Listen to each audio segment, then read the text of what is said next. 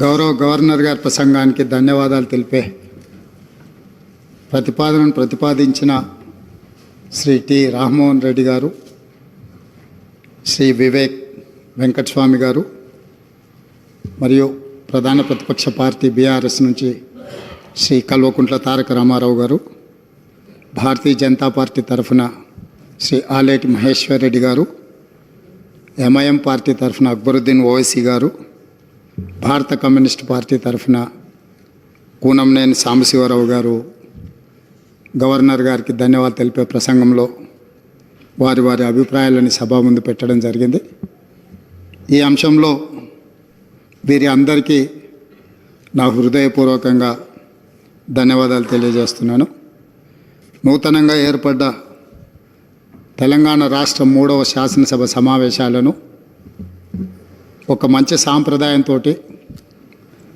ఆదర్శవంతమైన పరిపాలన అందించడానికి కాంగ్రెస్ పార్టీ కట్టుబడి ఈ శాసనసభ సమావేశాలను ఏర్పాటు చేసింది. ఈ సందర్భంగా నాడు తెలంగాణ ఉద్యమంలో తెలంగాణ 4 కోట్ల ప్రజలను ఏకోన్ముఖం చేసి ఉద్యమ స్ఫూర్తిని విద్యార్థులలో, నిరుద్యోగ యువకులలో, ఉద్యమకారులలో, తెలంగాణ రాష్ట్ర సాధనలో అమరులైన కుటుంబాలకు స్ఫూర్తినిచ్చిన అందశ్రీ గారి కవిత్వంతో ప్రారంభిస్తే తెలంగాణ ప్రజలందరికీ కూడా ఈ ఉద్యమ స్ఫూర్తితో పరిపాలన అందించాలనుకున్న కాంగ్రెస్ పార్టీ విధానాలు తెలుస్తాయని భావిస్తూ ఏందిరా ఏందిరా తెలంగాణం, ఎలా మూగబోయింది జనగానం, ఏందిరా ఏందిరా తెలంగాణం, యముల పాలవుతుంది మాగానం, రాష్ట్రమొస్తే కుక్కలా కాపలా నుంటనంటివి, మక్కువతో పలికిన మాటలేమాయే, అధికారం వచ్చే అహంకారముతో పొంకనాలకు పోయి రంకెలేసుడు ఏంది. అందశ్రీ గారు తెలంగాణలో జరుగుతున్న పరిణామాల మీద ఒక స్పష్టమైన భాషను, భావాన్ని ఈ తెలంగాణ సమాజానికి ఇచ్చిండ్రు. ఈరోజు శాసనసభలో వారి యొక్క ఆలోచనను ఈ శాసనసభ ద్వారా తెలంగాణ ప్రజలకు గుర్తు చేస్తూ ఈ శాసనసభలో జరుగుతున్న చర్చలు, తీసుకుంటున్న నిర్ణయాలు, ప్రజలిచ్చిన తీర్పును దృష్టిలో పెట్టుకొని మనం ఇక్కడ చర్చలకు పాల్పడడం కానీ పార్టీ నిర్ణయాలు తీసుకుంటే బాగుంటుందన్న ఆలోచనతో ఈ తెలంగాణ ప్రజలు ఇచ్చిన విలక్షణమైన తీర్పు, కుటుంబ పాలనకు వ్యతిరేకంగా ఇచ్చిన తీర్పు, ఈ కుటుంబ పాలనకు వ్యతిరేకంగా ఇచ్చిన తీర్పుతో మొన్నటి వరకు పాలకులు ఉన్న వాళ్లకు ప్రజల యొక్క ఆలోచన, ప్రజలిచ్చిన తీర్పును గౌరవించి శాసనసభ ప్రతిపక్ష నాయకుడిగా ఇతరులకు ఎవరికైనా అవకాశం వస్తుందేమో అని నేను ఆశించిన, తెలంగాణ సమాజం కూడా ఆశించింది. కానీ కానీ కానీ కానీ ఇవాళ శాసనసభ ప్రతిపక్ష నాయకుడిగా వాళ్ళ శాసనసభ్యులు అందరూ కలిసి ఎన్నుకున్న తర్వాత కుటుంబ పాలనకు వ్యతిరేకంగా ప్రజలు ఇచ్చిన తీర్పును గౌరవించాలన్న ఆలోచన ఆ పక్షాన లేదు. రెండవది, కనీసం శాసనసభలో ప్రసంగమైన ప్రజల యొక్క సమస్యల్ని ప్రస్తావించడానికైనా అనుభవజ్ఞులైన చాలామంది శాసనసభ్యులు, గతంలో చాలా సంవత్సరాలుగా మంత్రులుగా పనిచేసిన అనుభవం ఉండి ఉప ముఖ్యమంత్రులుగా పనిచేసిన అనుభవం ఉన్న వాళ్ళైనా చర్చను ఒక మంచి సాంప్రదాయాన్ని నెలకొల్పడానికి ప్రారంభిస్తారేమో అని మేము అనుకున్నాం. అయినా కూడా తెలంగాణ ప్రజల్ని నిరాశపరిచిండ్రు. ఇక్కడ కూడా కుటుంబానికి తప్ప అర్హులకు ఎవరికీ అవకాశం లేదు, అర్హులకి ఇక్కడ స్థానమే లేదు అని చెప్పి చర్చను ప్రారంభించడం ద్వారా ఈ పార్టీ కుటుంబ పాలనకే పరిమితం అవుతుంది. ప్రజాస్వామిక విలువలకు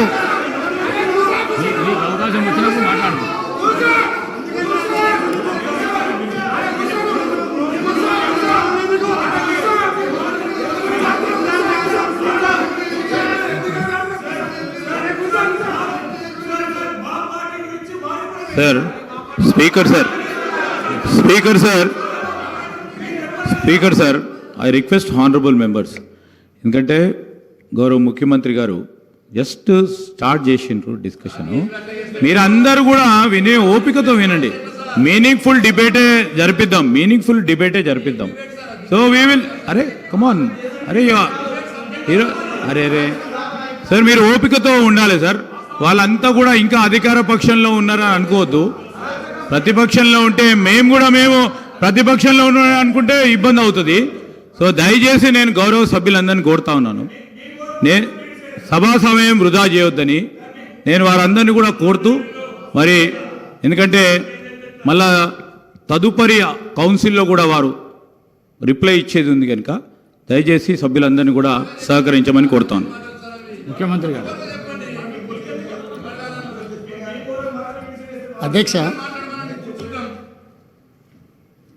ప్రజా జీవితంలో ఉన్నప్పుడు కడుగుతాం అని చెప్పి శ్రీశ్రీ గారు ఎప్పుడో చెప్పిండ్రు.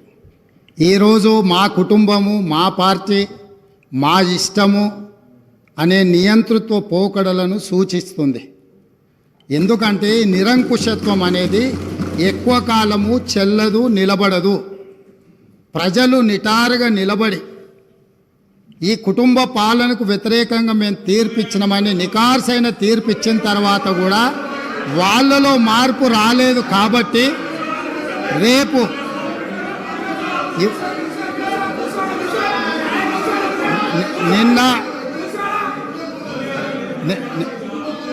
నిన్న ఇక్కడున్న వాళ్ళను అక్కడికి పంపినరు. ప్రజా తీర్పును గౌరవించకపోతే అక్కడున్న వాళ్ళను అక్కడికి పంపుతారు బయటికి. కాబట్టి వాళ్ళ ఇష్టము, వాళ్ళు ఇట్లా ఉండకుంటే మంచిదని నేను అనుకుంటున్నాను. మేము ఇట్లనే ఉంటామంటే వాళ్ళని ఎక్కడికి పంపించాలనో ప్రజలకు తెలుసు కాబట్టి నాకేం అభ్యంతరం లేదు. ఇది వాళ్ళ పార్టీ ఇష్టం. అదేవిధంగా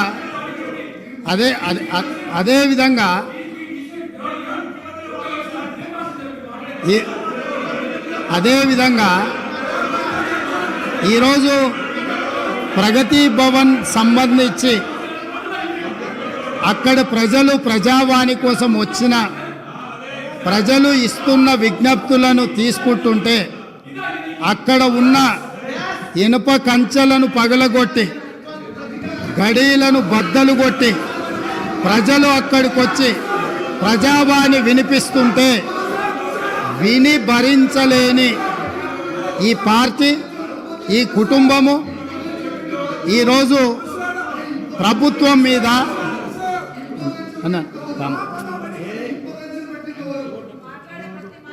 ఈరోజు ఈ ప్రజలు ఇచ్చిన తీర్పును గౌరవించే కాంగ్రెస్ పార్టీ ప్రగతి భవన్ గేట్ల ముందు ఉన్న ఇనుప కంచెలను బద్దలు కొట్టి ప్రజలకు ప్రవేశమే లేదు, తెలంగాణ ప్రజల యొక్క చెమట వాసన మేము చూడము, ఇది నిషేధిత ప్రాంతమని నిషేధించిన ఆ ప్రగతి భవన్లో ఎల్బీ స్టేడియంలో మా ప్రభుత్వం ప్రమాణ స్వీకారం చేస్తున్న 1 గంట 4 నిమిషాలకు ఆ గేట్లు బద్దలు కొట్టి తెలంగాణ 4 కోట్ల ప్రజలకు ప్రవేశం కల్పించింది మా పార్టీ, మా ప్రభుత్వం. మీకు గతాన్ని గుర్తు చేయదలుచుకున్నా.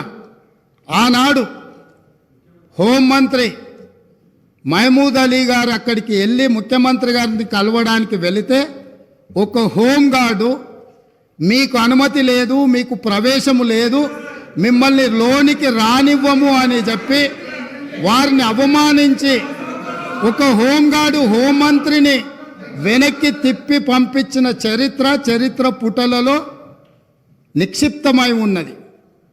ఆనాటి ఆర్థిక మంత్రి, ఆనాటి వైద్య ఆరోగ్య శాఖ మంత్రి ఈటెల రాజేందర్ గారు ముఖ్యమంత్రిని కలవడానికి అక్కడికి వెళితే అక్కడ ఉన్న పోలీసు సిబ్బంది మీకు ప్రవేశము లేదు, మిమ్మల్ని నిషేధించినము, మీకు అర్హత లేదు, మీకు ఆ స్థాయి లేదు అని చెప్పి ఈటెల రాజేందర్ గారిని ఆ ప్రగతి భవన్లకు ప్రవేశం లేదని తన సహచర మంత్రిని అవమానించి ఆ మంత్రే స్వయంగా కన్నీళ్లు పెట్టి ఈ ఆవేదనను, ఈ దుఃఖాన్ని లోపల అదిమి పెట్టుకున్న విషయాన్ని 4 కోట్ల తెలంగాణ ప్రజలకు వివరించినప్పుడు తెలంగాణ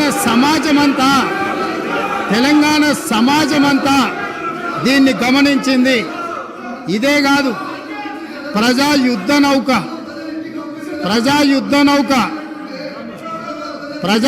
నౌక గద్దరన్న 50 సంవత్సరాలు సుదీర్ఘంగా ఈ తెలంగాణ ప్రజల పక్షాన గలం విప్పి గజ్జగట్టి గొంగళేసుకొని తండాలలో, గూడాలలో, మారుమూల పల్లెల్లో ఈ దేశంలోనే 100 కోట్ల ప్రజలను ప్రభావితం చేయగలిగిన గద్దరన్న ఆనాటి ముఖ్యమంత్రి గారిని కలవడానికి ఆ ప్రగతి భవన్ గేట్ల ముందు ఎర్రటెండలో మండుతుంటే అక్కడ గంటల కొద్దీ నిలబడితే ఈ తెలంగాణ యుద్ధ నౌక, ఈ తెలంగాణ పోరాటానికి, ఈ తెలంగాణ ప్రజల యొక్క ఆత్మగౌరవమైన గద్దరన్నకే ప్రవేశం లేని ప్రగతి భవన్ను ఇవాళ బద్దలు కొట్టి నా 4 కోట్ల తెలంగాణ ప్రజలు ఎప్పుడు కావాలన్నా ఎక్కడికి వెళ్ళాలన్నా ఆ ప్రగతి భవన్లు గేట్లను, ఇనుప కంచెల్ని బద్దలు కొట్టిన ప్రభుత్వం మా ప్రభుత్వం, ప్రజలెన్నుకున్న ప్రభుత్వం, ప్రజా ప్రభుత్వం. కాబట్టి ఆనాడు ముఖ్యమంత్రిని కలవాలంటే మంత్రులకు ప్రవేశం లేదు. ముఖ్యమంత్రిని కలవాలంటే తెలంగాణను సాధించిన, తెలంగాణ ఉద్యమానికి ఊపిరులూదిన గద్దరన్నకు ప్రవేశం లేదు. కానీ ఈనాడు దళితులు, గిరిజనులు, బలహీన వర్గాలు, మైనారిటీలు, మహిళలు ఎవరైనా అక్కడికి వెళ్ళి మా సమస్య ఉన్నది అని అంటే ఈ ప్రభుత్వం వినడానికి సిద్ధంగా ఉన్నది అని చెప్పి ఈ తెలంగాణ ప్రజలకు స్వేచ్ఛనిచ్చిన ప్రభుత్వం, ప్రజా ప్రభుత్వం, ప్రజలెన్నుకున్న ప్రభుత్వం ఈరోజు ఇక్కడ ఉన్నది.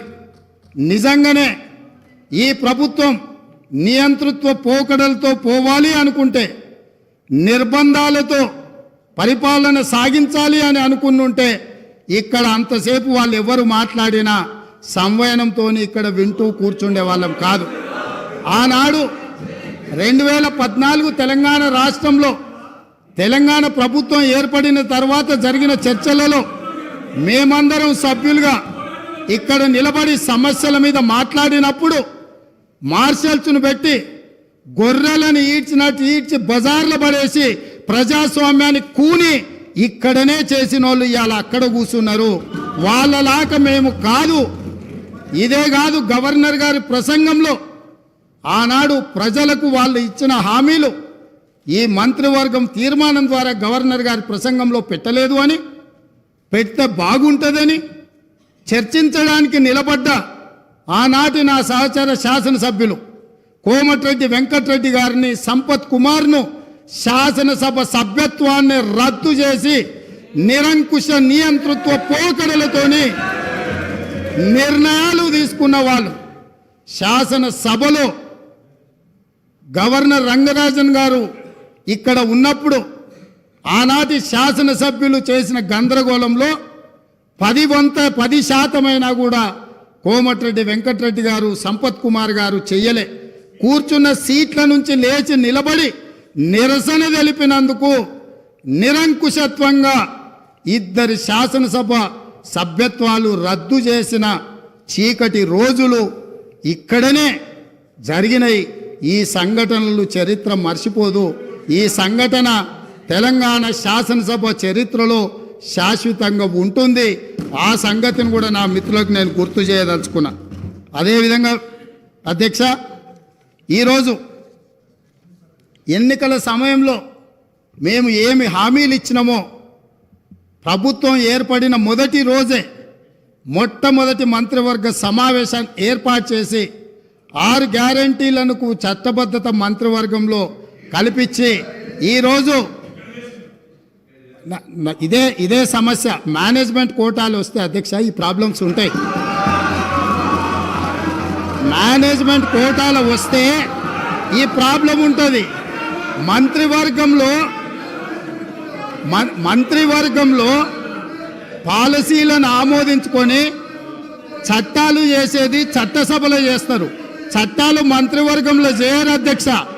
చట్టం ఎక్కడ జరుగుతుంది? శాసనసభలో జరుగుతుంది. కాబట్టి మంత్రివర్గంలో తీసుకున్న విధానపరమైన నిర్ణయాలను చట్టబద్ధత కల్పించి చట్టం చేసేదే ఈ శాసనసభ. అందుకే రాబోయే పని దినాలలో మేమిచ్చిన 6 గ్యారంటీలను ఏ రకంగా చట్టం చేయాలనో ఈ సభలోనే చట్టాన్ని ప్రవేశపెట్టి మేమే 4 గోడల మధ్యలో నా మంత్రివర్గమే కాదు, ప్రతిపక్షంలో ఉన్న వాళ్ళను, మా సహచర పక్షంగా ఉన్న సిపిఐని సమస్యలను పరిష్కరించడంలో సహకరించే ఎంఐఎం సూచనలు కూడా తీసుకొని పరిపాలన నిర్ణయాలను ఏ విధంగా చేయాలనో చట్టబద్ధత కల్పించే చట్టాన్ని ఈ సభ ద్వారా చేస్తాము. ఇందులో ఉన్న తేడాను మేనేజ్మెంట్ కోటాలో వచ్చిన వాళ్ళు గమనించాల్సిందిగా నేను కోరుకుంటున్నాను అధ్యక్ష.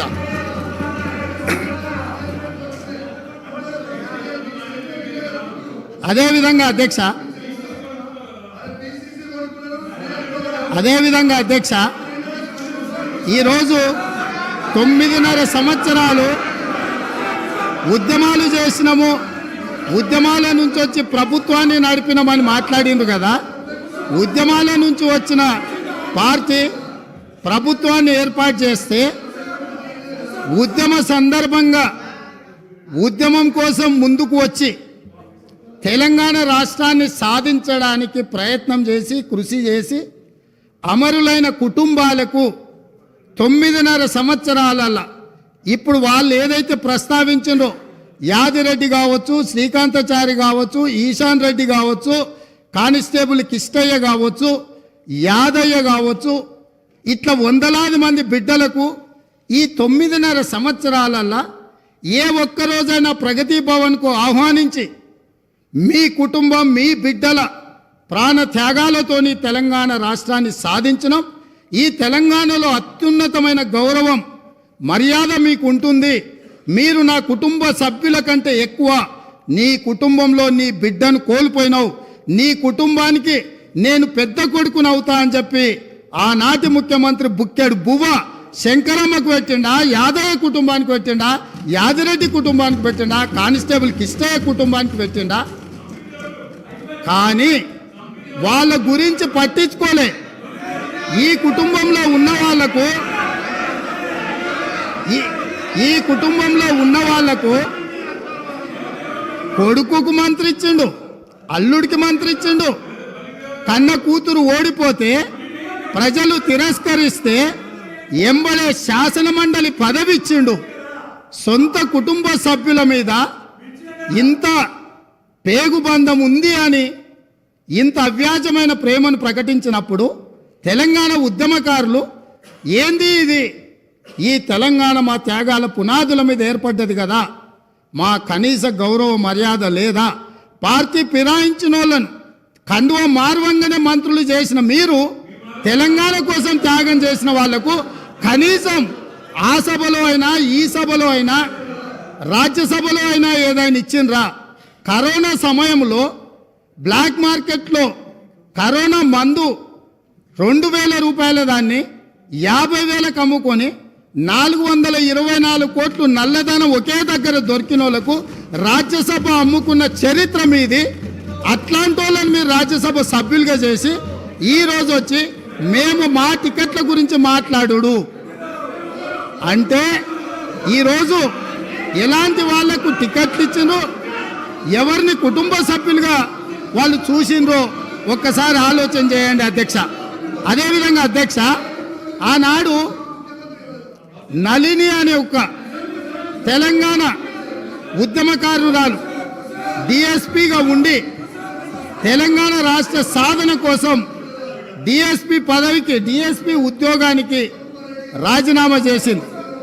ఆ నళినికి తెలంగాణ రాష్ట్రం వచ్చిన తర్వాత పిలిచి ఈ రాష్ట్రం కోసం తెలంగాణ సాధన కోసం గ్రూప్ 1 అధికారిగా ఉండి నీ డిఎస్పి ఉద్యోగాన్ని రాజీనామా చేసినావు, ఈ తెలంగాణ రాష్ట్రంలో సగౌరవంగా నీ ఉద్యోగాన్ని నీకు ఇస్తున్నాం, మళ్ళీ తిరిగి ఉద్యోగాన్ని చేపట్టమని ఈ ప్రభుత్వం మాట్లాడిందా అధ్యక్ష? కానీ ఒక తెలంగాణ రాష్ట్ర సాధన కోసం త్యాగం చేసిన నళినికి మాత్రం ఎలాంటి న్యాయం జరగలేదు. నిజామాబాద్ ప్రజలు ఎంపీగా ఓడగొడితే ఎంబడే శాసన మండలి పదవి ఇచ్చి మాత్రం తన కుటుంబాన్ని కాపాడుకున్న ప్రభుత్వం పార్టీ ఈ పార్టీ అధ్యక్ష. వీళ్ళు ఈరోజు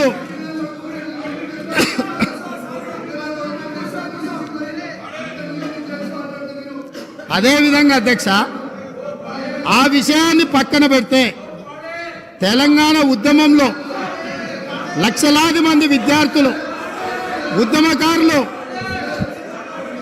తెలంగాణ ఉద్యమంలో కేసులు కట్టుకుంటే వాళ్ళ మీద నమోదైన కేసులు ఇప్పటి వరకు 10 సంవత్సరాలైనా ఆ తెలంగాణ ఉద్యమకారుల మీద నమోదైన కేసులను తొలగించాలన్న ఆలోచన ఎప్పుడైనా చేసిండ్రా? నేను ఈరోజు మీ ద్వారా అడగదలుచుకున్నా, ఈరోజు మీ ద్వారా తెలంగాణ ప్రజలకు నేను చెప్పదలుచుకున్నా. జూన్ 2, 2014 నాటికి తెలంగాణ రాష్ట్రం ఏర్పడే రోజుకు గౌరవనీయులైన మాజీ ముఖ్యమంత్రి వర్యులు కల్వకుంట్ల చంద్రశేఖరరావు గారు వారి కుటుంబ సభ్యుల మీద ఉన్న ఉద్యమ కేసు ఎన్ని? తెలంగాణలో లక్షలాది మంది విద్యార్థులు, నిరుద్యోగ యువకులు, ఉద్యమకారుల మీద ఉన్న కేసులెన్ని? ఈ తెలంగాణ రాష్ట్రం ఏర్పడ్డ తర్వాత, వాళ్ళ ప్రభుత్వం ఏర్పడ్డ తర్వాత వాళ్ళ మీద తీసిన కేసులన్నీ, తీసుకున్న ప్రత్యేక కార్యాచరణ ఏంది? తెలంగాణ బిడ్డల మీద ఉన్న ఉద్యమ కేసులను తొలగించినవన్నీ, వాటి మీద ఎప్పుడైనా ఆనాటి ముఖ్యమంత్రి గారు సమీక్ష చేసి ఈ కేసులు వాళ్ళ మీద ఉంటే భవిష్యత్తులో వాళ్ళ ఉద్యోగాలకు ఇబ్బంది అవుతుంది, లేదా తెలంగాణ రాష్ట్ర సాధనలో వాళ్ళ మీద పెట్టిన కేసులను తొలగించాలని ఏ రోజైనా ఈ రాష్ట్ర ముఖ్యమంత్రి గారు సమీక్షించి ఈ శాసనసభలో చర్చించి అవసరమైతే ఈ శాసనసభ ఏకగ్రీవంగా నిర్ణయం చేసినుంటే ఏ విధంగా ముందుకు వెళ్తుండేనో ఇవాళ మనం చెప్పుండే వాళ్ళం అధ్యక్ష. అందుకే అధ్యక్ష, వాట్ ఈస్ ద అధ్యక్ష, ఐఎమ్ నాట్ ఈల్డింగ్ అధ్యక్ష. అయితే ఈరోజు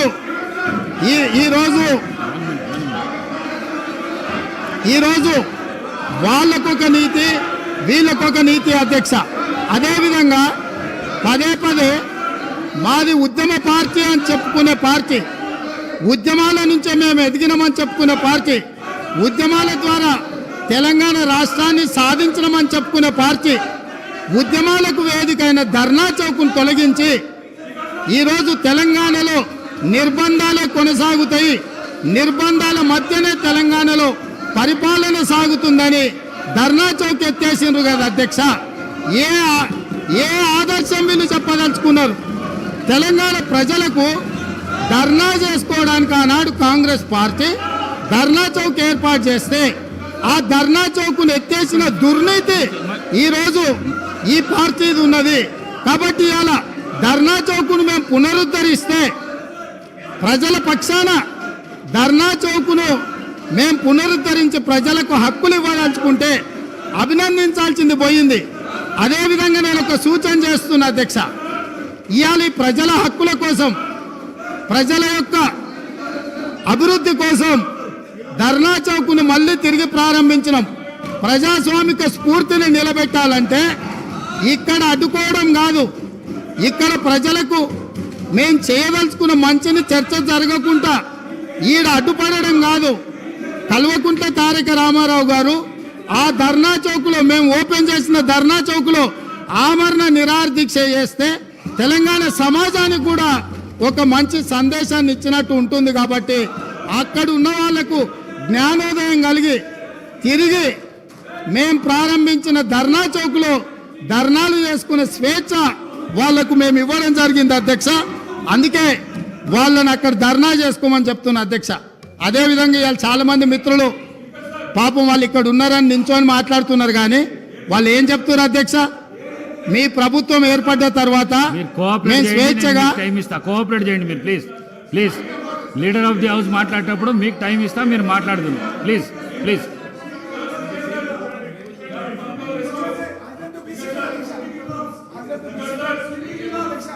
స్పీకర్ సార్, చాలామంది సభ్యులు కొత్తగా ఎన్నికైన వాళ్ళు కలిసి అన్న ఈ ప్రభుత్వం వచ్చిన తర్వాత ఫలితాలు వచ్చిన తర్వాత మాకు స్వేచ్ఛ వచ్చింది, మేము స్వేచ్ఛగా మా ఫోన్లలో మాట్లాడుకోగలుగుతున్నాము.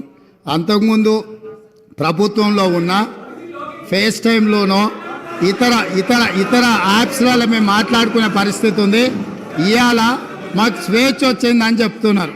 సో వాళ్ళు ఈ విషయాలన్నిటిని కూడా పరిగణలోకి తీసుకుంటే వాళ్ళకు ఏం జరిగిందో, మార్పు వచ్చిందేందో కూడా వాళ్ళకి అర్థమవుతుంది అధ్యక్ష.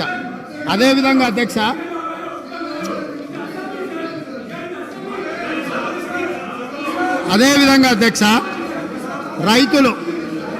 రైతుల గురించి అధ్యక్ష,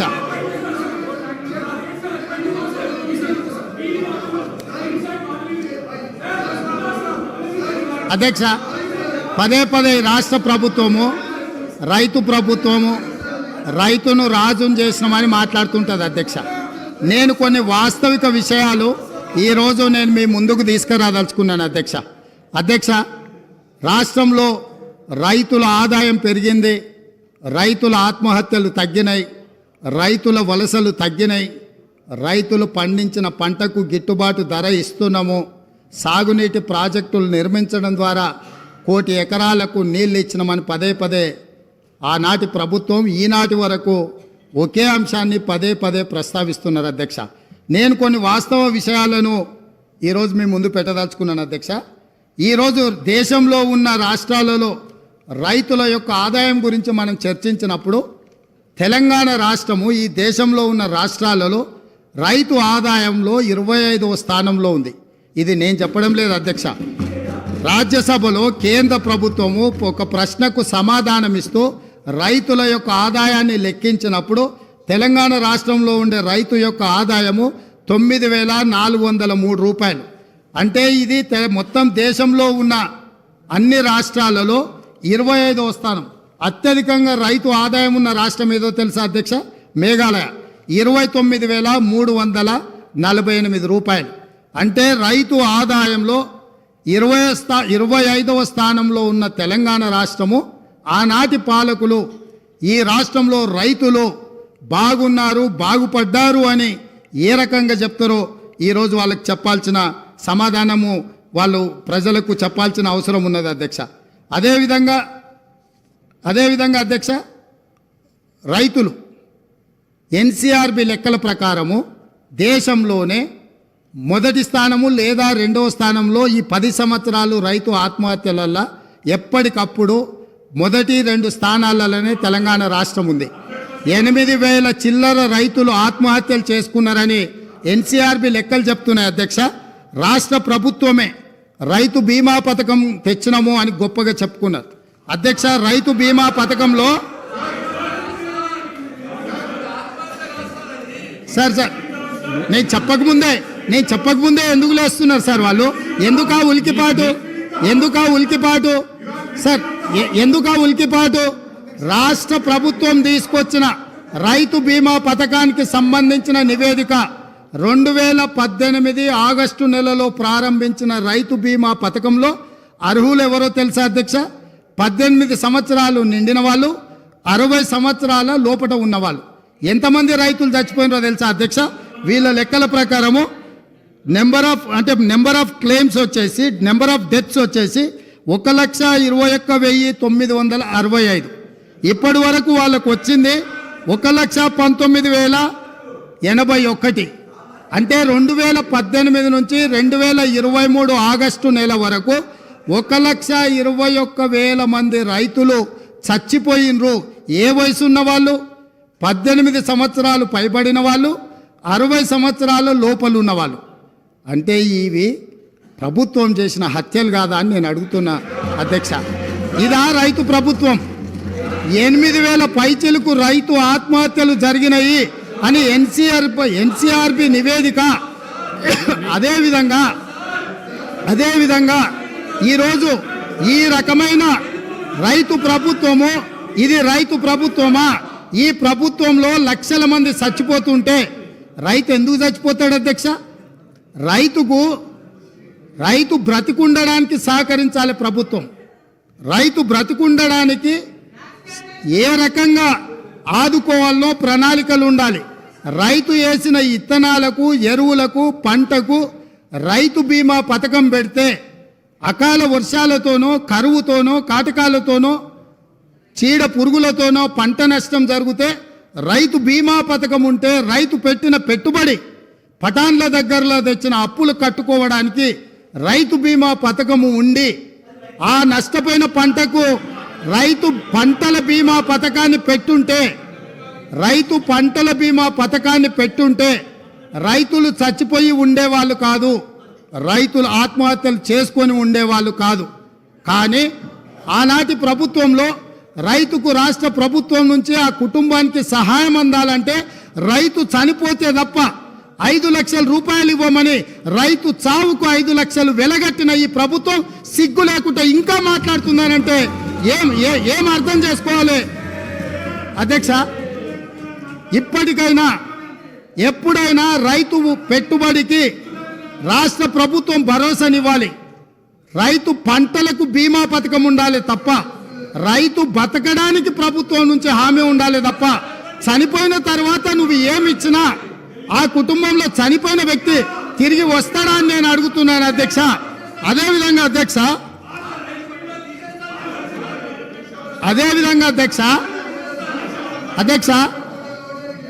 అదేవిధంగా అధ్యక్ష వీళ్ళు ఏదైతే వరి ఈరోజు తెలంగాణ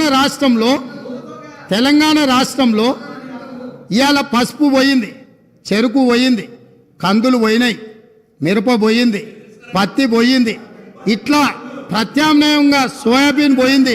కమర్షియల్ క్రాప్లని ఈ తెలంగాణ రాష్ట్రము భూమి యొక్క నైసర్గిక స్వరూపము ఎన్నో రకాల ప్రత్యామ్నాయ పంటలు పండించడానికి సారవంతమైన భూములు ఉన్నాయి. ఈ సారవంతమైన భూములలో వివిధ రకాల పంటలు పండించడానికి అవకాశం ఉన్నా ప్రభుత్వ సహకారం లేకపోవడం వల్ల, ప్రభుత్వం నిర్లక్ష్యం చేయడం వల్ల ఇవాళ చెరుకు పోయింది, సోయాబీన్ పోయింది, మొక్కజొన్న పోయింది, పసుపు పోయింది. ఇట్లాంటి పంటలన్నీ పోయి ఓన్లీ వరి పండించే పరిస్థితి వచ్చింది. వరి పండిస్తే ఒకనాడు కేసీఆర్ గొప్పగా వరి పంట అద్భుతం అన్నాడు.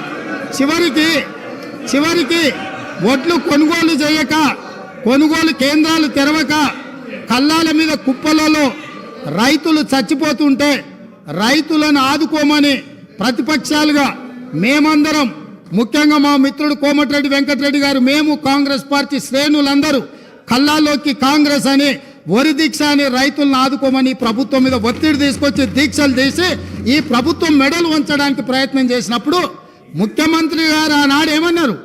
వరి వేసుకుంటే ఉరేసుకున్నట్టే, మీరు వరేయొద్దు అన్నాడు. నేను అడుగుతున్న అధ్యక్ష మీ ద్వారా ఈరోజు అక్కడ కూర్చున్న వాళ్ళను, ఆనాడు చెరుకు కానీ, పత్తి కానీ, మిర్చి కానీ, సోయాబీన్ కానీ, పసుపు కానీ, కందులు కానీ, మినుములు కానీ పండించకుండా, ఆ రైతులకు సహకారం అందించకుండా, ఆ రైతులను అందరినీ వరి పండించడానికి మళ్ళించి వరి పండించినప్పుడు ఊరేస్తే ఊరేసుకున్నట్టే అని చెప్పిన ఈ ప్రభుత్వం, ఈ పార్టీ, ఈ నాయకుడు రైతులందరినీ ఊరేసుకోవద్దని చెప్పి ఈ ప్రబుద్ధుడు మాత్రం ఫామ్ హౌస్లో 150 ఎకరాలలో వరి పండించింది అధ్యక్ష. ఆ వివరాలు అన్నిటిని బయటపెట్టి అక్కడికి ప్రత్యక్షంగా ప్రజలకు చూపించడానికి పోతే పోలీసులను పెట్టి నిర్బంధించి అరెస్టులు చేసిండ్రు అధ్యక్ష. అది వాళ్ళ నిర్బంధ నిరంకుశ పాలన. వాళ్ళు రైతులందరినీ వరి వేసుకోవద్దు, వరి వేసుకుంటే ఉరేసుకున్నట్టు అని చెప్పి వాళ్ళ ఫామ్ హౌస్లో మాత్రం 150 ఎకరాలలో వరి పండించడం ద్వారా ఈ తెలంగాణ రైతాంగానికి ప్రభుత్వం ఏ సందేశాన్ని ఇవ్వదలుచుకున్నది? ఈరోజు ఏ మొహం పెట్టుకొని ఇక్కడికి వచ్చి మా కొత్తగా వచ్చిన ప్రభుత్వాన్ని ఏమీ చేయలేదని అప్పుడే నిలదీస్తున్నారో మీరు ఒక్కసారి ఆలోచన చేయండి అధ్యక్ష. అదేవిధంగా అధ్యక్ష, ఈరోజు కేంద్ర ప్రభుత్వం ఆనాటి ధరలు, కనీస మద్దతు ధర వరికి 1960 రూపాయలు ఉన్నప్పుడు రైతుల నుంచి దళారులు కావచ్చు, మిల్లర్లు కావచ్చు, లేకపోతే ప్రభుత్వంలో ఉన్న పెద్దల యొక్క కుమ్ముక్కుతోటి 1400కు 1500కే క్వింటాల్ కొంటున్నప్పుడు ఎసెన్షియల్ కమోడిటీ యాక్ట్ కింద పీడీ యాక్ట్ పెట్టి బొక్కలేయాల్సిన దళారులను వాళ్ళు అంటగాగి 1400కు 1500కు వరి అమ్ముకుంటున్న రైతులు ఆత్మహత్యలు చేసుకుంటుంటే ఈ ప్రభుత్వం ఆనాడు వీళ్ళు ఏం చేసిందో మీరు ఆలోచన చేయండి అధ్యక్ష. ఇదే కాదు, తడి పేరు మీద, తాలు పేరు మీద క్వింటాల్కు 10 కిలోలు తుట్టి తీసి రైతులను దోసుకుంటుంటే అహర్నిశలు అహోరాత్రులు కష్టపడ్డ రైతు పండించిన వరిని దోపిడీ చేస్తుంటే తుట్టి పేరు మీద తాలు పేరు మీద తీస్తుంటే ఒక్కరోజైనా ఈ ప్రభుత్వం ఆ రైతులకు జరుగుతున్న అన్యాయం మీద ఈ మంత్రులు ఎవరైనా క్షేత్రస్థాయిలో పర్యటన చేసి ఈ విధంగా దోపిడీ చేస్తున్న వాళ్ళని నిలదీయడానికి ప్రయత్నం చేసిందా అని నేను అడుగుతున్నా అధ్యక్ష మీ ద్వారా. ఇదే కాదు, ఇవాళ నేను సూటిగా సవాలు విసురుతున్న ఈ ప్రతిపక్షానికి పేద రైతులు పండించిన పంటకు 1960 రూపాయల కనీస మద్దతు ధర రాలేదు. కానీ ఫామ్ హౌస్లో పండించిన వడ్లకు 4250 రూపాయలకు క్వింటాల్ దాకా వాళ్ళు అమ్మిన రాలేదా? అక్కడ ఫామ్ హౌస్లో పండించిన వడ్లు బంగారమా? ఇవాళ ఎవరిచ్చినో లెక్కలు చెప్తా, చెప్పమంటే ఆ పేరు కూడా చెప్తా. ఎవరిచ్చినో వాళ్ళకి చేరిన లబ్ధి ఏందో మీరు విచారణకు సిద్ధంగా ఉంటే ఇవాళ నేను విచారణకు ఆదేశిస్తా అధ్యక్ష. మీరు ఫామ్ హౌస్లో పండించిన వడ్లు 4250 రూపాయలకు ప్రైవేటు కంపెనీల మెడ మీద కత్తి పెట్టి మీరు మీ వడ్లు తౌడులాగా పండించిన వడ్లకేమో 4250 రూపాయలు గిట్టుబాటు ధరిస్తారా?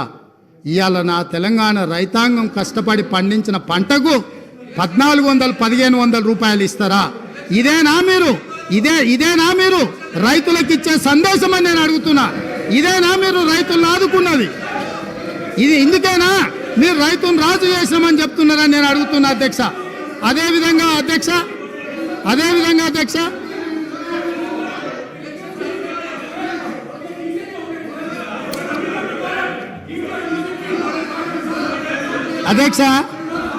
ఒకవేళ ఈ పార్టీ ఫామ్ హౌస్లో 4250 రూపాయలకు వడ్లు అమ్మలేదు అని అంటే నేను విచారణకు ఆదేశిస్తే వాళ్ళు ఒప్పుకుంటారేమో అడుగునరు అధ్యక్ష. అదేవిధంగా అధ్యక్ష విద్యుత్ వినియోగం గురించి దేశంలోనే తెలంగాణ మొదటి స్థానాన్ని సాధించిందని పదే ప్రభుత్వం గొప్పలు చెప్పుకుంటుంది అధ్యక్ష. వినటోడు చెవిటోడు అయినా వినటోనికి ఇంతనని ఉండాలని చెవులు వేసుకొని వాళ్ళు చెప్పొచ్చు. విద్యుత్ తలసరి వినియోగంలో తెలంగాణకు మొదటి స్థానం లేదు అధ్యక్ష. పచ్చి అబద్ధాలు చెప్పి బ్రతకాలని చూస్తున్నారు. అబద్ధాల పునాదుల మీద ఏర్పడ్డ పార్టీ, అబద్ధాల పునాదుల మీద అధికారంలోకి వచ్చిన పార్టీ, అబద్ధాల పునాదుల మీదనే పరిపాలన సాగించిన పార్టీ ఈరోజు ప్రతిపక్షంలో కూడా మళ్ళీ అబద్ధాలనే నమ్ముకొని అబద్ధాలనే ప్రాతిపదికన ఇంకా ప్రజల్ని మభ్యపెట్టాలని ప్రయత్నం చేస్తున్నారు అధ్యక్ష. వాస్తవంగా కేంద్ర విద్యుత్ శాఖ ఆధ్వర్యంలోని సెంట్రల్ ఎలక్ట్రిసిటీ అథారిటీ వార్షిక నివేదిక 2023 ప్రకారము తెలంగాణ రాష్ట్రం విద్యుత్ తలసరి వినియోగంలో 10వ స్థానంలో ఉంది అధ్యక్ష. మొదటి స్థానానికి 10వ స్థానానికి ఎంత తేడా ఉంది అధ్యక్ష? ఇవాళ రాష్ట్రాలే కాదు, యూనియన్ టెరిటరీస్ కూడా ఒకవేళ చెప్పమంటే నేను చెప్తా అధ్యక్ష. మొట్టమొదటి దాద్రా అండ్ నగరీ హవేలీ 12,250 యూనిట్లతో మొదటి స్థానంలో ఉంటే డయ్యూ డామన్ 5,914 యూనిట్ల రెండవ స్థానంలో ఉంది అధ్యక్ష. రాష్ట్రాలను తీసుకుంటే గోవా, పంజాబ్, ఒడిశా, గుజరాత్, ఛత్తీస్గఢ్, హర్యానా, పుదుచ్చేరి తర్వాత తెలంగాణ రాష్ట్రం ఉంది అధ్యక్ష. తలసరి విద్యుత్ వినియోగంలో తెలంగాణ రాష్ట్రం మొదటి స్థానంలో లేదు, వాళ్ళు అబద్ధాలు చెప్పినట్టుగా. తలసరి విద్యుత్ వినియోగంలో 10వ స్థానంలో ఉంది. ఇప్పటికైనా అబద్ధాలు చెప్పడం మానాల్సిందిగా ఆ పక్ష సభ్యులకు చెప్తున్నా అధ్యక్ష. అదేవిధంగా అధ్యక్ష, ఈరోజు మేము నీళ్ళు ఇచ్చాం అని చెప్పుకుంటారు అధ్యక్ష. 1 కోటి ఎకరాలకు నీళ్ళు ఇస్తే కాళ్ళ ద్వారా నీళ్లు బారితే ఎక్కడైనా పంపు సెట్లు పెరుగుతాయి అధ్యక్ష? మీరు చెప్పండి.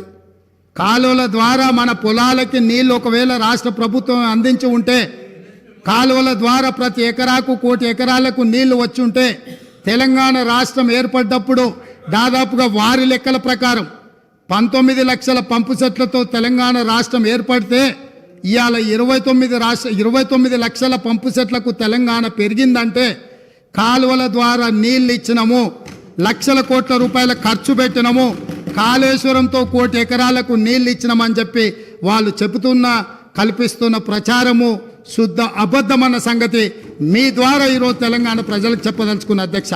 నిజంగానే మీరు ఎక్కడి నుంచి అయితే వచ్చిరో, నేను ఎక్కడి నుంచి అయితే వచ్చినో, మన కొడంగల్, తాండూరు, వికారాబాద్, పరిగి చేవెళ్ళ వరకు ప్రాణహిత చేవెళ్ళ ప్రాజెక్టు పూర్తి చేసి 10 సంవత్సరాలలో మన ప్రాంతానికి చివరి ఎకరాకు నీళ్లు ఇచ్చుంటే బోరు మోటార్ల మీద, కాలిపోయే మోటార్ల మీద, పేలిపోయే ట్రాన్స్ఫార్మర్ల మీద, ఈ ప్రభుత్వం చెప్పే అబద్ధాల మీద మన ప్రాంత రైతులు బ్రతకాల్సిన అవసరం ఉండేనా అధ్యక్ష?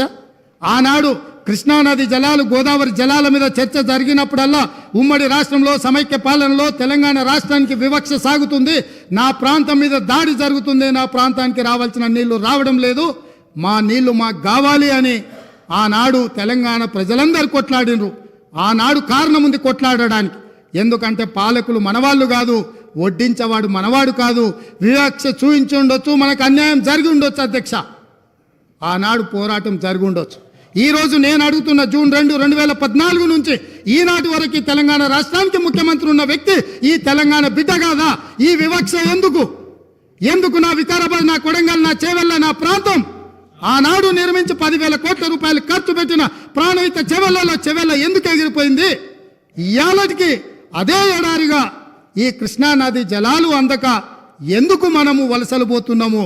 ఈ వివక్ష కారణం వీళ్ళు కాదా అధ్యక్ష? లక్షల కోట్ల రూపాయలు ఖర్చు పెట్టి ఇవాళ తెలంగాణలో ఎవరి పాడైంది రూపాయి తెలంగాణని పాడుకునే పరిస్థితి ఎందుకు వచ్చింది అధ్యక్ష? 10 సంవత్సరాల నాడు వివక్షతోటి ప్రాజెక్టులు పూర్తి కావడం లేదు. కల్వకుర్తి, భీమా, కోయిల్పాడు, నెచ్చన్ సాగర్, ప్రాణహిత చేవెళ్ళ నుంచి మొదలు పెడితే దేవాదుల, శ్రీరామ్ సాగర్, ఇందిరా సాగర్, శ్రీరామ్ సాగర్లో కూడా వివక్ష జరిగిందని ఆనాడు సాగునీటి ప్రాజెక్టుల మీద మాట్లాడుకున్న మనం ఈ 10 సంవత్సరాలల్లా ఈ ప్రాజెక్టులు 100% పూర్తి ఎందుకు కాలేదు? ప్రాణహిత చేవెళ్ళ ప్రాంతానికి నీళ్ళు ఎందుకు రాలేదని మీ ద్వారా వాళ్ళని నిలదీస్తున్న అధ్యక్ష. ఎందుకు నా పాలమూరు రంగారెడ్డి ఎత్తిపోతల పథకం వివక్షకు లోనైంది? ఎందుకు ఇయాలటికి నా పాలమూరు ఎడారిగా మారింది? ఎందుకు ఇయాలటికి నా పాలమూరు నుంచి వలసలు పోతూనే ఉన్నాయి? వలసలు వెళ్ళే బస్సులు అక్కడే ఉన్నాయి.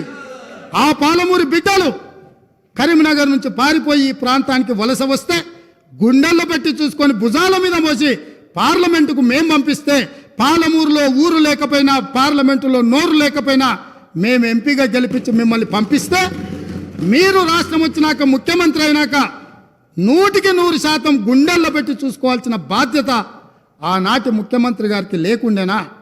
మా పాలమూరు బిడ్డలు చేసిన నేరమేంది? నీకు ఓట్లేసి ఎంపీగా గెలిపించడమేనా?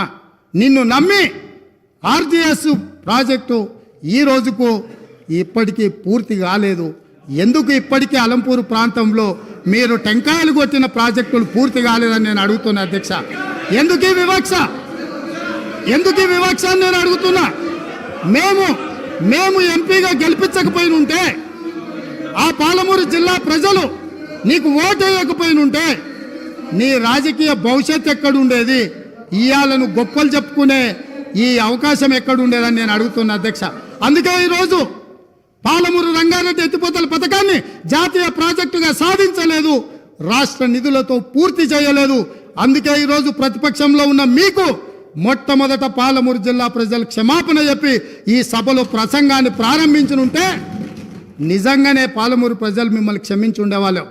2009-10లో కృష్ణానది ఉప్పొంగినప్పుడు, వరదలు వచ్చినప్పుడు, అలంపూరు ప్రాంతంలో కొట్టుకపోయినప్పుడు, అలంపూరు ప్రాంత ప్రజలకు మహబూబ్ నగర్ ఎంపీగా శాసనసభ ప్రతిపక్ష నాయకుడు కల్వకుంట్ల చంద్రశేఖరరావు గారు ఒక మాట ఇచ్చారు. ఈ ప్రాంతం నిండా మునిగిపోయింది, మీ ఇండ్లన్నీ కొట్టుకపోయినాయి, మీకు ప్రభుత్వం ఇండ్లు ఇప్పించకపోతే బంజారాహిల్స్ నందినగర్లో ఉన్న నా ఇల్లు అమ్మి మీకు ఇల్లు కట్టిస్తా అన్నాడు. మేము ఆయన ఇల్లు నమ్మి కట్టించమని మేము అడుగుతలేము అధ్యక్ష. కానీ ప్రభుత్వం వచ్చిన 10 ఏళ్లలో నువ్వు కట్టిస్తాన్న డబుల్ బెడ్రూమ్ ఇండ్లు ఆ అలంపూరు ప్రాంతంలో మునిగిపోయిన పేదలకు కట్టించి ఉంటే ఈరోజు నీకు ఇక్కడ నిలబడి మాట్లాడే అధికారము, అవకాశం ఉంటుండే. ఇవాళ అలంపూరు ప్రాంతంలో కనీసం ఆ ఇండ్లైనా కట్టించని పరిస్థితి ఈరోజు దాపరించింది. అదేవిధంగా మా పొన్నం ప్రభాకర్ గారు తెలుసు, మిడ్మానేరు ముంపు బాధితులకు కొన్ని సంవత్సరాలుగా వాళ్ళు పోరాటం చేస్తున్నారు, ఆరాట పడుతున్నారు. ఈ రాష్ట్రానికి ముఖ్యమంత్రి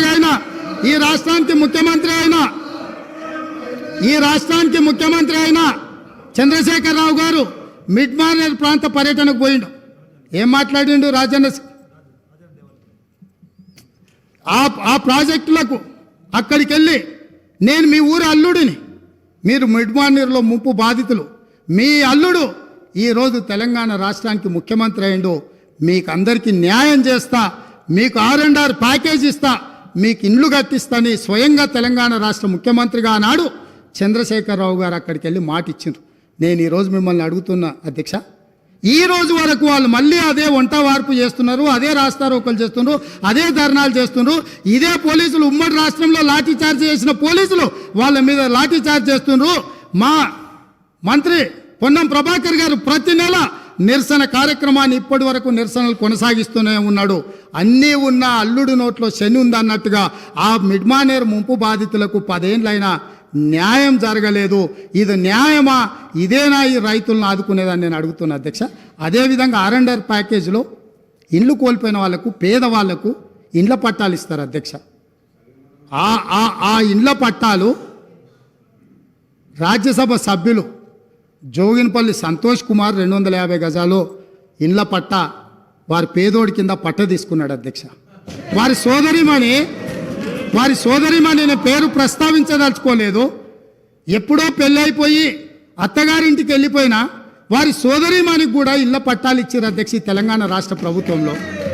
ఆర్ఎండ్ఆర్ ప్యాకేజ్ పేదలకు, అత్యంత నిరుపేదలకు ఇవ్వాల్సిన ఈ ప్యాకేజీలో ముఖ్యమంత్రి గారి కుటుంబమే నిబంధనలను ఉల్లంఘించి ఆర్ఎండ్ఆర్ ప్యాకేజీలో ఇండ్ల పట్టాలు కూడా తీసుకున్నారంటే ఇంకా కూడా అక్కడ నిలబడి మమ్మల్ని దోషులుగా నిలబెట్టడానికో, ఉమ్మడి రాష్ట్రంలో సమైక్య పాలనలో జరిగిన తప్పిదాల గురించి ప్రస్తావించి మమ్మల్ని నిలదీయాలన్న ఆలోచన ఇది ఏ మేరకు సమంజసము అధ్యక్ష? మీరు ఒక్కసారి ఆలోచన చేయండి. అందుకే అధ్యక్ష నేను అనేది, ఒక్కసారి ఈ సభలో మాట్లాడాలి అంటే ఆత్మ పరిశీలన చేసుకోండి, గుండెల మీద చెయ్యి పెట్టుకోండి. మేం మాట్లాడుతున్న దాంట్లో న్యాయం ఉందా? మేం మాట్లాడుతున్నది ప్రజలు గమనిస్తున్నారు. ప్రజలు ఇంకా మమ్మల్ని ఇక్కడికైనా ఉంచినరు, ఇది కూడా ఉండాలనా లేదా అని ఇవాళ మీరు ఆలోచన చేయాల్సిన అవసరం ఉంది అధ్యక్ష. అదేవిధంగా కాంగ్రెస్ పార్టీ గురించి, ఇందిరమ్మ రాజ్యం గురించి, ఇందిరమ్మ రాజ్యం అంటే ఇదా అదా అని వారు మాట్లాడారు. ఇందిరమ్మ రాజ్యం అంటే రైతు రుణమాఫీ అధ్యక్ష. ఇందిరమ్మ రాజ్యం అంటే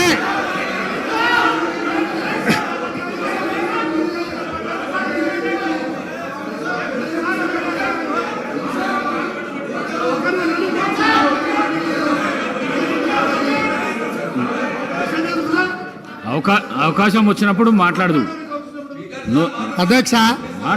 లీడర్ ఆఫ్ ది హౌస్ మాట్లాడేటప్పుడు అధ్యక్ష, లీడర్ ఆఫ్ ది హౌస్ మాట్లాడేటప్పుడు డిస్టర్బ్ చేయకండి. మీకు అవకాశం వచ్చినప్పుడు మీరు మాట్లాడండి. కొత్తగా వచ్చినావు, కొత్త సభ్యునివి, కొత్త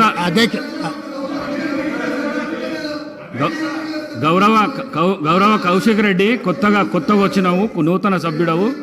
నువ్వు లీడర్ ఆఫ్ ది హౌస్ మాట్లాడేటప్పుడు గడబడి చేయ, నీకు అవకాశం వస్తుంది అధ్యక్ష. లేదు మనం అట్లేం లేదు, వాళ్ళు వినాల్సిందే, వాళ్ళకి ఇదే శిక్ష. వాళ్ళని ఎవరిని బయటికి పంపను, ఎవరిని పంపొద్దు అధ్యక్ష. దయచేసి మీకు విజ్ఞప్తి చేస్తున్నా, వాళ్ళని ఇక్కడ కూర్చోబెట్టి కఠోరమైన నిజాలు వాళ్ళు వినడం ద్వారా వాళ్ళలో పరివర్తన తీసుకురావాలన్నదే ఈ ప్రభుత్వం యొక్క ఆలోచన. కాబట్టి వారిని ఎవరిని కూడా సభలో నుంచి బయటకు పంపించొద్దు అధ్యక్ష. అందుకే ఈరోజు ఇందిరమ్మ రాజ్యం గురించి పదే మాట్లాడుతున్నారు అధ్యక్ష. ఎస్, ఇందిరమ్మ రాజ్యం తెస్తాం సోనియమ్మ నాయకత్వంలో. ఖచ్చితంగా ఈ రాష్ట్రంలో ఇందిరమ్మ రాజ్యం అంటే పేదలకు ఇందిరమ్మ ఇండ్లు ఇస్తాం, భూమి లేని దళితుల గిరిజనులకు అసైన్మెంట్ భూములు ఇస్తాం, పోడు భూముల పట్టాలు ఇస్తాం, పేదలు చదువుకునే విద్యార్థులకు ఫీజు రియంబర్స్మెంట్ ఇస్తాం, వైద్యం అందించలేని నిరుపేదలకు ప్రాణాలు పోతుంటే కుటుంబ సభ్యులుగా ఆదరించి రాజీవ్ ఆరోగ్యశ్రీ పథకాన్ని అందుబాటులోకి తీసుకొస్తాం. ఇందిరమ్మ రాజ్యం అంటే మైనారిటీలకు సచార్ కమిటీ నివేదిక ప్రకారం దళితులతో సమానంగా వాళ్ళు ఇబ్బందులను ఎదుర్కొంటున్నారంటే మైనారిటీలకు 4% రిజర్వేషన్ ఇస్తాం అధ్యక్ష. ఇందిరమ్మ రాజ్యం అంటే ఈ సమాజంలో ఉన్న ప్రతి ఒక్కరి యొక్క హక్కులను కాపాడుతాం. ఇందిరమ్మ రాజ్యంలో మహిళలకు మహాలక్ష్మి ద్వారా 2500 రూపాయలు వాళ్ళ ఖాతాలో వేస్తాం, 500 రూపాయలకే సిలిండర్ వాళ్ళకి ఇస్తాం. అదేవిధంగా ఇందిరమ్మ రాజ్యంలో వాళ్లకు ఉచితంగా బస్సులో ప్రయాణం చేసే అవకాశాన్ని కల్పిస్తాం. ఇంకా చాలా విషయాలు ఇందిరమ్మ రాజ్యం గురించి చెప్పాల్సినవి ఉన్నాయి, అవి చివరిలో చెప్తా అధ్యక్ష. ఈరోజు కేటీఆర్ గారు మాట్లాడుతూ ఈ గవర్నర్ గారి ప్రసంగం వినేటప్పుడు నాకు సిగ్గైంది వినడానికి అని అన్నారు. నిజంగానే వారు సిగ్గుపడాలి. ఎందుకు అని అంటే నిజంగానే చాలా విషయాలు మేము అందులో ప్రస్తావించుంటే వారు సిగ్గుపడి తల దించుకునేవాళ్ళు. మేము ఎందుకంటే ఇప్పుడే ఎందుకు అన్ని నిజాలు కఠోరమైన సత్యాలను మొదటి సభలోనే ఎందుకు, ఇంకా సుదీర్ఘంగా చర్చ జరగాలి, ఈ చర్చల ద్వారా ప్రజలకు తెలవాలని కొన్ని విషయాలు గవర్నర్ గారు ప్రసంగంలో పొందుపరచలేదు. కాకపోతే వారు ప్రస్తావించను కాబట్టి నాకు చెప్పక తప్పదు అధ్యక్ష. నన్ను కంపెల్ చేసిండు వారు ఈ రోజే ప్రస్తావించేటట్టు. నేను ఒక్క మాట మీ ద్వారా అడగదలుచుకున్నాను అధ్యక్ష. ఈ రాష్ట్రంలో జరుగుతున్న ఇసుక దోపిడీలో వాళ్ళ పాత్ర లేదా? లక్షలాది వేలాది లారీలలో ఇసుక దోపిడీకి పాల్పడుతుంటే నేరెళ్లలో, సొంత నియోజకవర్గంలో నేరెళ్లలో ఇసుక దోపిడీకి పాల్పడుతుంటే ఇసుక లారీలు దళితుల మీద ఎక్కించి తొక్కి చంపుతుంటే ఆ దళితులు నిరసన తెలిపినందుకు ఇసుక దోపిడీలో నేరెళ్లలో నిరసన తెలిపిన దళితులను పోలీసులను పెట్టి నిర్బంధించి పోలీస్ స్టేషన్లో పెట్టి కరెంటు షాకులు పెట్టి సంసారానికి పనికి రాకుండా హింసించినందుకు, ఇసుక దోపిడీకి పాల్పడి ఇసుక లారీలతో దళితులను తొక్కిచ్చి చంపించినందుకు ప్రశ్నించిన దళితులను పోలీస్ స్టేషన్లో పెట్టి police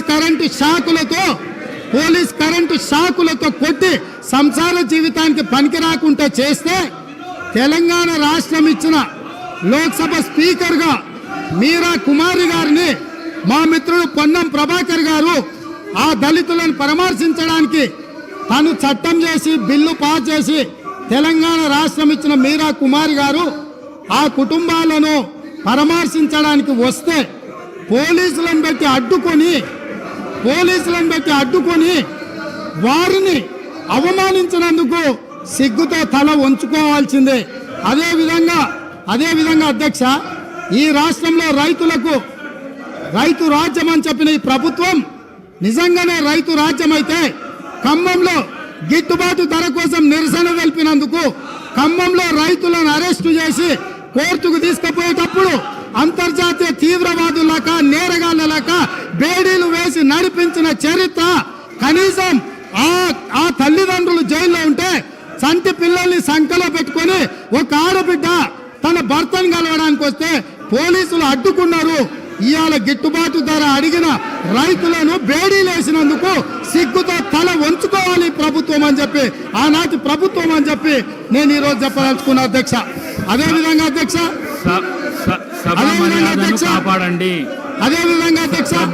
Telangana public service commission leader house మీకు అవకాశం ఇస్తా మాట్లాడుదురు.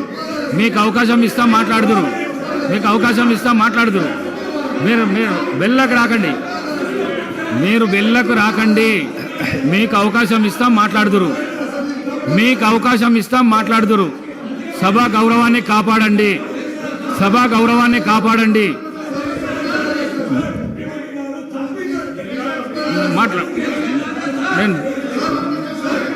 అధ్యక్ష, చాలా రోజులు చర్చలు ఉన్నాయి.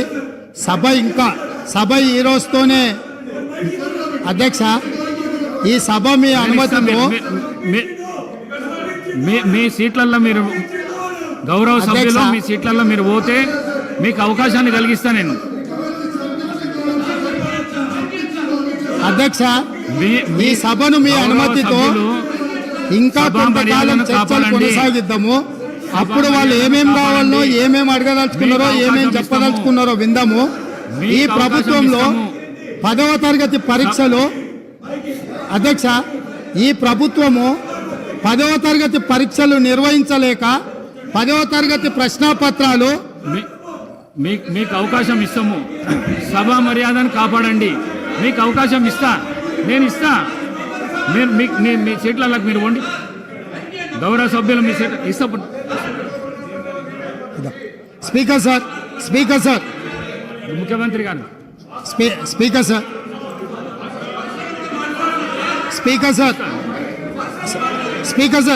సార్ మీరు అనుమతిస్తే వాళ్ళకు మైక్ ఇస్తే నాకేం అభ్యంతరం లేదు. మీరు అనుమతి ఇచ్చి ప్రజాస్వామ్యంలో వాళ్ళు ఏం చెప్పదలుచుకున్నా చెప్పుకునే అవకాశం ఒకవేళ మీరు ఇవ్వదలుచుకుంటే నాకేం అభ్యంతరం లేదు అధ్యక్ష.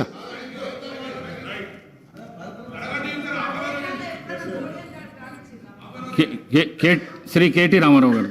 స్పీకర్ సార్, నేను నిజంగానే సిగ్గుపడుతున్నా సార్. ఎందుకంటే పంటల బీమాకు పంట బీమాకు రైతు బీమాకు తేడా తెలియని వ్యక్తి ముఖ్యమంత్రిగా ఉన్నందుకు నేను నిజంగానే సిగ్గుపడుతున్నాను సార్.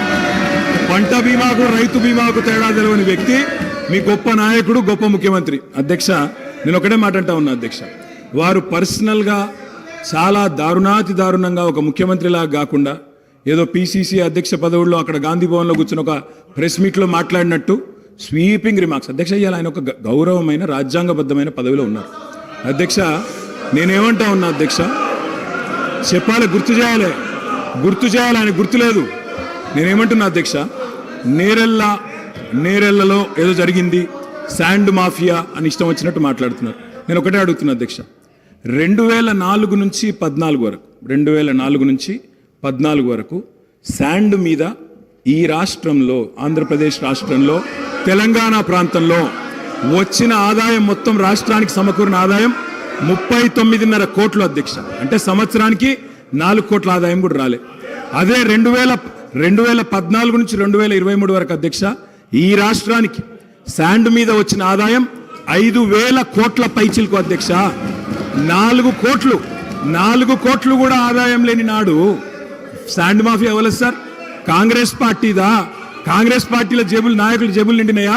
ఎవరి జేబులు నిండినాయండి? ఆనాడు శాండ్ ఆదాయం ఎక్కడ పోయింది అధ్యక్ష? ఇంకోటి, నేరెళ్లలో ఎవరో తొక్కిచ్చారు, ఎక్కిచ్చారు అధ్యక్ష. ఇదే పాత చింతకాయ పచ్చడి లాంటి మాటలు స్వయంగా ఈ రోజు కాదు అధ్యక్ష, వాళ్ళు ప్రతిపక్షంలో ఉన్నప్పుడు కూడా చెప్పినారు. ఇది 2018కి ముందు చెప్పినరు, తర్వాత చెప్పినరు. ఆయన చెప్పిన నేరెళ్లలో కూడా మా పార్టీకి అభ్యర్థిగా నాకే మెజారిటీ ఇచ్చి ప్రజలు మళ్ళొక్కసారి బ్రహ్మాండంగా గెలిపించి వాపసు పంపినారు అధ్యక్ష. ఒక మాట అధ్యక్ష, నేరెళ్లలో ఏదైనా తప్పు జరిగింటే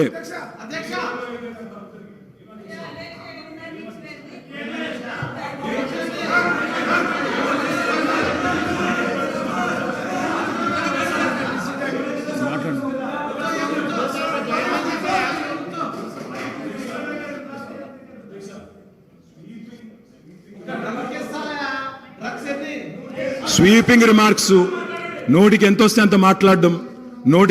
అంత మాట్లాడడం. నేను ఒకటే మాట అంటున్నా అధ్యక్ష, ఇవాళ అధికారం వాళ్ళ చేతుల్లో ఉంది.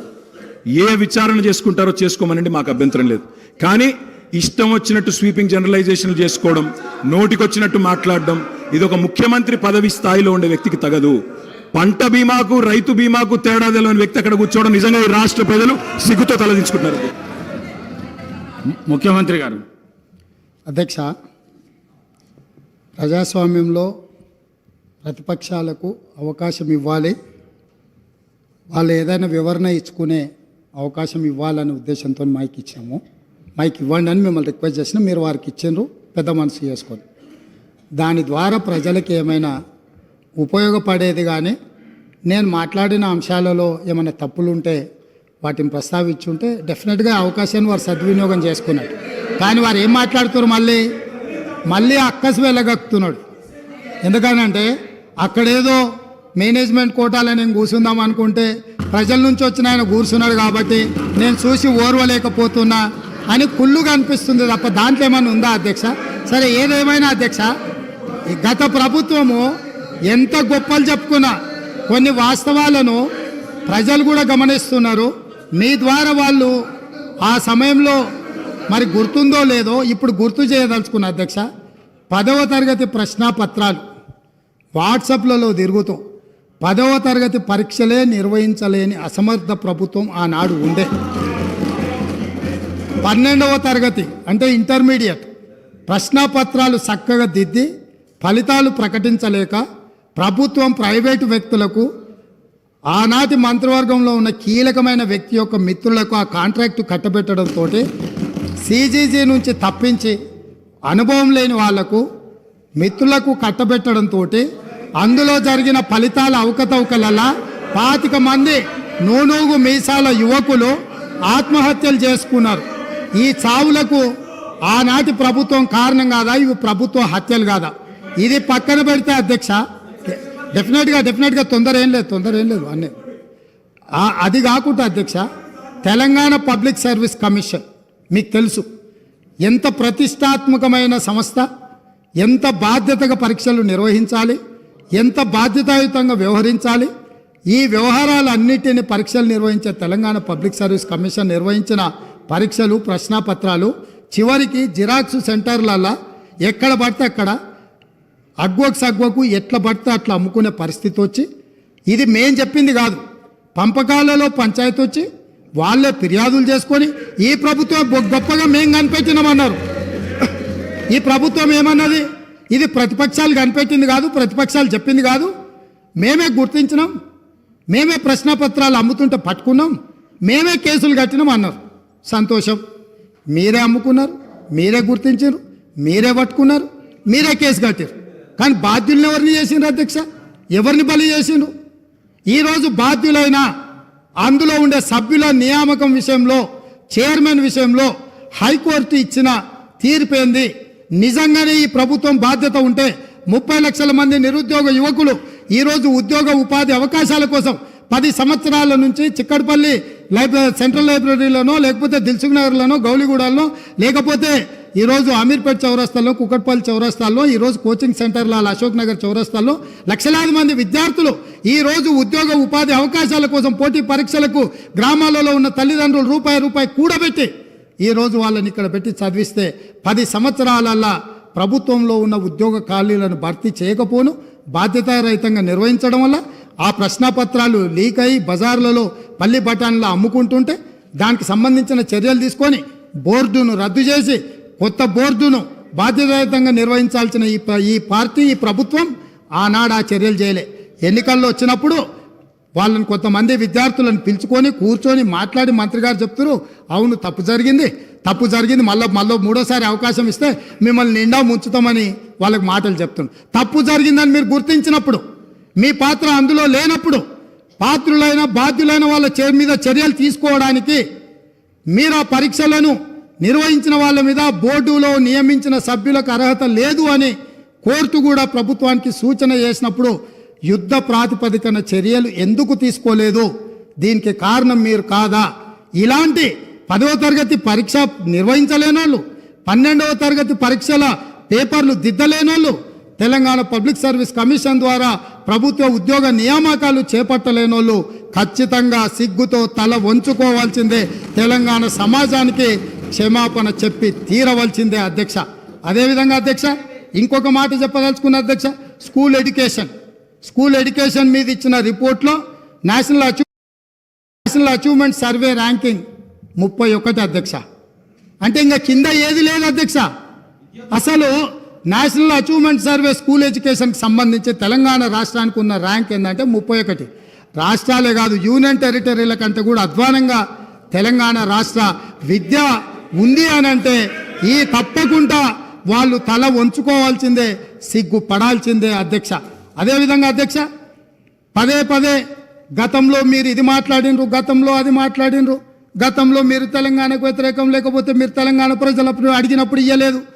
గత కాంగ్రెస్ ప్రభుత్వంలో జరిగిన తప్పిదాలకంతా ఇక్కడ ఉన్న వాళ్ళే కారణం, మీరు బాధ్యత వహించాలి అంటారు. నేను ఒక్క మాట మీ ద్వారా చెప్పదలుచుకున్నా అధ్యక్ష. ఉమ్మడి రాష్ట్రంలో సమైక్య పాలనలో 16 మంది ముఖ్యమంత్రులుగా 16 సార్లు ముఖ్యమంత్రులుగా ఉన్నవాళ్ళు ఎవరు ఈ ప్రాంతానికి సంబంధించి న్యాయం చెయ్యలేదు, ఇక న్యాయం జరగదు అన్న ఆలోచన వచ్చి తెలంగాణ ప్రజలందరూ తెలంగాణ జేఏసీ కింద కోదండరామ్ గారి నాయకత్వంలో అన్ని రాజకీయ పార్టీలు ఏకమయ్యి ఒక్క పాటలో నడిచి, అది మిలియన్ మార్చ్ కావచ్చు, సకల జనుల సమ్మె కావచ్చు, అనేక రూపాలలో ఉద్యమాలను నిర్మించడం ద్వారా ఆనాడు సహకరించని పార్టీలను కూడా కాంగ్రెస్ పార్టీ మాట్లాడి కాంగ్రెస్ పార్టీ లోక్సభలో శ్రీమతి సోనియా గాంధీ గారు యూపీఏ చైర్పర్సన్ గారి నాయకత్వంలో మన్మోహన్ సింగ్ గారు ప్రధానమంత్రిగా ఉన్నప్పుడు తెలంగాణ రాష్ట్రాన్ని మేము ఏర్పాటు చేసిన మాట వాస్తవం కాదా? ఈ తెలంగాణ రాష్ట్రం ఉక్కు సంకల్పంతో ఆనాడు 2004 సంవత్సరంలో శ్రీమతి సోనియా గాంధీ గారు కరీంనగర్ గడ్డ మీద నుంచి ఈ ప్రాంత ప్రజలకు ఇచ్చిన మాట నిలబెట్టుకోవడానికి మాట తప్పని మడమ తిప్పని నాయకురాలుగా తెలంగాణకు ఆనాడు ఇచ్చిన గ్యారంటీని ఎన్ని కష్టాలు, ఎన్ని నష్టాలు, ఎన్ని ఇబ్బందులు ఎదుర్కొన్న 4 కోట్ల తెలంగాణ ప్రజలకు తెలంగాణ రాష్ట్రాన్ని ఇచ్చి మాట నిలబెట్టుకున్న నాయకురాలు సోనియా గాంధీ గారు. ఇది నేను కాదు, వాళ్ళ నాయకుడు ఇక్కడ నిలబడి చెప్పిండు. ఇవాళ వాళ్ళకు గుర్తు లేకపోతే మీ ద్వారా మిమ్మల్ని అడుగుతున్నా, ఓ రోజు వారు ఇక్కడ నిలబడి సోనియా గాంధీ గారి దయ వల్లనే, సోనియా గాంధీ గారి ఉక్కు సంకల్పం వల్లనే ఈ తెలంగాణ రాష్ట్రం వచ్చిందన్న చెప్పిన విషయాన్ని మీరు అనుమతిస్తే ఇక్కడ కెమెరా, ఇక్కడ వీడియో పెట్టి, ఇక్కడ మొత్తం టీవీ పెట్టి మీ ద్వారా వాళ్లకు తెలంగాణ ప్రజలకు నేను చూపించదలుచుకున్న అధ్యక్ష. ఇదే కాకుండా అధ్యక్ష,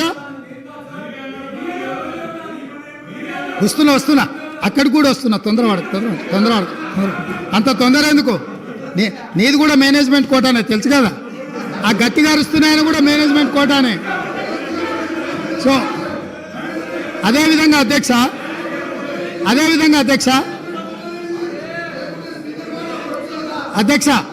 అదేవిధంగా 18 జూలై అధ్యక్ష, బాగినాలే ప్రతిపక్ష నాయకులు, 18 జూలై 1996 ఒక చర్చ సందర్భంగా, ఈ చర్చ 610 జీవో మీద, తెలంగాణ సమస్యల మీద చర్చ జరిగినప్పుడు ఒక గొప్ప నాయకుడు, చాలా గొప్ప నాయకుడు అని చెప్పుకునేవాళ్ళు ఏం మాట్లాడినరో నేను చెప్పదలుచుకున్నా అధ్యక్ష. ఇది అసెంబ్లీ రికార్డులలో ఉంటాయి, కావాలంటే వాళ్ళు కూడా చూసుకోవచ్చు, లేదంటే కాపీ నేను మీకు పంపిస్తాను, మీ ద్వారా వాళ్ళకి ఇవ్వచ్చు. ఉద్యోగులకు సంబంధించి 6 సూత్రాల పథకం, జోనల్ సిస్టమ్ వంటివి దెబ్బతిన్నాయి. సర్ప్లస్ స్టాఫ్ను రాష్ట్రంలో ఏ మూలనైనా వాడుకునేలా వీలు ఉండాలి, కానీ ఆ విధానం లేదు. మనం విధించుకున్న ఆటంకం 6 సూత్రాల జోనల్ విధానం. సిబ్బందిని వినియోగించుకోలేక, పని లేకపోయినా కోట్ల లక్షల రూపాయలు నిరర్థకంగా పెట్టుకొని ఖర్చు చేస్తూ వృధా చేస్తున్నాం. ఈ విధానంలో మార్పులు చేయాలి, డైనమిక్గా మూవ్ కావాలి. ఆయా ప్రాంతాల ప్రజాప్రతినిధులతోనూ ఉద్యోగ సంఘాలతోనూ సంప్రదింపులు జరిపి జోనల్ విధానాన్ని తొలగించడానికి ప్రయత్నం చేయాలి. ఆనాడు 69 తెలంగాణ ఉద్యమంలో ఎంతోమంది అమరులై కేంద్ర ప్రభుత్వంతో కొట్లాడి నిటారుగా నిలబడి సాధించుకున్న జోనల్ విధానాన్ని, జోనల్ విధానం ద్వారా ఉద్యోగ ఉపాధి అవకాశాలలో తెలంగాణ వాటాను, కోటాను నిర్ణయం చేసి జోనల్ విధానం తీసుకొస్తే, ఈ 18 జూలై 1990 నాడు ఆనాడు మంత్రిగా ఉన్న శ్రీ గౌరవనీయులైన కల్వకుంట్ల చంద్రశేఖరరావు గారి ప్రసంగంలోని పాఠం ఇది. వారికి తెలంగాణ ప్రజల పట్ల, తెలంగాణ విధానాల పట్ల ఉన్న నిబద్ధత. ఈరోజు వాళ్ళు ఇక్కడొచ్చి వారి వారసులం మేము, మా అంత ప్రబుద్ధులే లేరు, మా అంత గొప్ప ఉద్యమకారులే లేరు, తెలంగాణ అంటే మేమంటే తెలంగాణ అని గొప్పలు చెప్పుకునే వాళ్ళు ఇదే సభలో ఇక్కడే నిలబడి కల్వకుంట్ల చంద్రశేఖరరావు గారు మాట్లాడిన ప్రసంగం ఇది. ఇట్లా మాట్లాడినందుకు వారి తరఫున ఇక్కడ మాట్లాడిన వాళ్ళు మొదట తెలంగాణ ప్రజలకు క్షమాపణ చెప్పి జోనల్ విధానాన్ని, 6 సూత్రాల విధానాన్ని వ్యతిరేకించినందుకు తెలంగాణ ప్రజలకు క్షమాపణ చెప్పి మాట్లాడితే బాగుంటుంది. చరిత్ర వెనకెళ్ళి తవ్వడం మొదలు పెడితే ఆ సమాధులల్లో మీరు కూరుకుపోతారు, మళ్ళీ బయటికి కూడా రారు. కాబట్టి పదే గతాన్ని తవ్వడం, ఎత్తిపోయడం అంటూ మొదలు పెడితే, ఈ పక్క నుంచి మేము ఎత్తిపోయడం మొదలు పెడితే మీరు తట్టుకోలేరు. అందుకే 2 జూన్ 2014 నుంచి తెలంగాణ రాష్ట్రం ఏర్పడ్డ తర్వాత జరిగిన పరిణామాల మీద మొదటి 9.5 సంవత్సరాలు మీరు పరిపాలన అందించారు, రాబోయే 10 సంవత్సరాలు మేము పరిపాలన అందించబోతున్నాం. ఇందులో సహేతుకమైన సూచనల్ని, సలహాలని మీరు ఇవ్వడానికి ముందుకు రావాలి అని చెప్పి నేను వారికి గుర్తు చేస్తున్నా అధ్యక్ష. అదేవిధంగా అధ్యక్ష, ఈరోజు ఈ తెలంగాణ రాష్ట్రంలో మనం నిర్ధారించుకున్న విధానాలు అత్యంత క్లిష్టమైనవి, బాధ్యతాయుతమైనవి. ఈ 6 గ్యారంటీలు మేమే గుర్తు చేసుకున్నామని కాదు, ఈరోజు వారు కూడా బైబుల్ లాగానో, గీత లాగానో, ఖురాన్ లాగానో పవిత్రంగా చేతిలో పట్టుకొని తిరగవలసిందే. ఈ 6 గ్యారంటీల నుంచి ఎవరు తప్పించుకోలేరు. ప్రతిరోజు శ్రీరామ జపం చదివినట్టు, లేకపోతే ఖురాన్ పఠించినట్టు, బైబిల్ని చదివినట్టు ప్రతిరోజు మేము ఇచ్చిన 6 గ్యారంటీలను వాళ్ళ చేత ఈ సభలో వెల్లువేయించే బాధ్యత నాది అధ్యక్ష. ప్రతిరోజు వాళ్ళతో మాట్లాడిపిస్తా. ఎందుకు అనంటే వాళ్లకు కూడా పథకాలలో ఉన్న గొప్పతనం అర్థం కావాలి, అర్థం చెయ్యాలి. అందుకే మీరు మిమ్మల్ని విజ్ఞప్తి చేస్తున్నా, రిక్వెస్ట్ చేస్తున్నా, వాళ్లకు అవసరమైనప్పుడు మైక్ ఇచ్చి వాళ్ళని ఎప్పటికప్పుడు మాట్లాడించాల్సిందిగా నేను కోరుకుంటున్నాను అధ్యక్ష. అదే విధంగా అధ్యక్ష, గవర్నర్ ప్రసంగము కాంగ్రెస్ పార్టీ మేనిఫెస్టో లాగానే ఉందని, మరి పెద్దలు చాలా అనుభవజ్ఞులు కడియం శ్రీహరి గారు, వారి పట్ల నాకు గౌరవం ఉంది. ఎప్పుడైనా మీరు ఇంతకాలము మంత్రిగా, ఉప ముఖ్యమంత్రిగా పనిచేసినారు, ఏ గవర్నర్ గారి ప్రసంగమైనా మా ప్రభుత్వం యొక్క ప్రణాళిక, మా విధి విధానాలు, మా భవిష్యత్తు ఏదైతే ప్రణాళిక ఉన్నదో ఆ భవిష్యత్తు ప్రణాళికలనే మేము క్యాబినెట్లో చర్చించి మేము భవిష్యత్తులో ప్రజలకి ఏ విధంగా మేము మేలు చేయబోతున్నామో, ఈ ప్రజల బాగు కోసం, అభ్యున్నతి కోసం మేము చేపట్టబోయే చర్యలు ఏమున్నాయో గవర్నర్ ద్వారా మేము ప్రజలకు వివరించదలుచుకున్నాం. గవర్నర్ ప్రసంగం అంటే క్యాబినెట్ ఆమోదం పొందిన ప్రసంగం. కాబట్టి గవర్నర్ గారి ప్రసంగం బల్లగుద్ది చెప్తున్న మా కాంగ్రెస్ పార్టీ మేనిఫెస్టోనే గవర్నర్ గారి ప్రసంగంలో పెట్టినాం. అది మా బాధ్యత. అది అల్లా తప్పగా తయారు చేసింది కాదు. నిబద్ధతతోని నిక్కచ్చితంగా మేమందరం కూర్చొని, ఎవరో ఒక్కరు ఎక్కడనో కూర్చొని ఏదో రాసి ఏదో ఇచ్చి ఏదో చదివించే విధానం కాంగ్రెస్లో లేదు. సమిష్టి నాయకత్వం, సమిష్టి నిర్ణయాలు, సమిష్టిగా పరిపాలన జరుగుతుంది, సామాజిక న్యాయం జరుగుతుంది. అందుకే కాంగ్రెస్ పార్టీ స్పష్టంగా చెప్పింది, 6 గ్యారంటీలతో పాటు 7వ గ్యారంటీ ఇస్తున్నాం. ప్రజాస్వామ్యాన్ని ప్రజలకు అందిస్తాము, ప్రజలకు స్వేచ్ఛనిస్తాం, ప్రజలకు సామాజిక న్యాయాన్ని అందిస్తాం, సమానమైన అభివృద్ధిని తీసుకొస్తామని చెప్పి ప్రజలకు మేము మాట ఇచ్చినాం.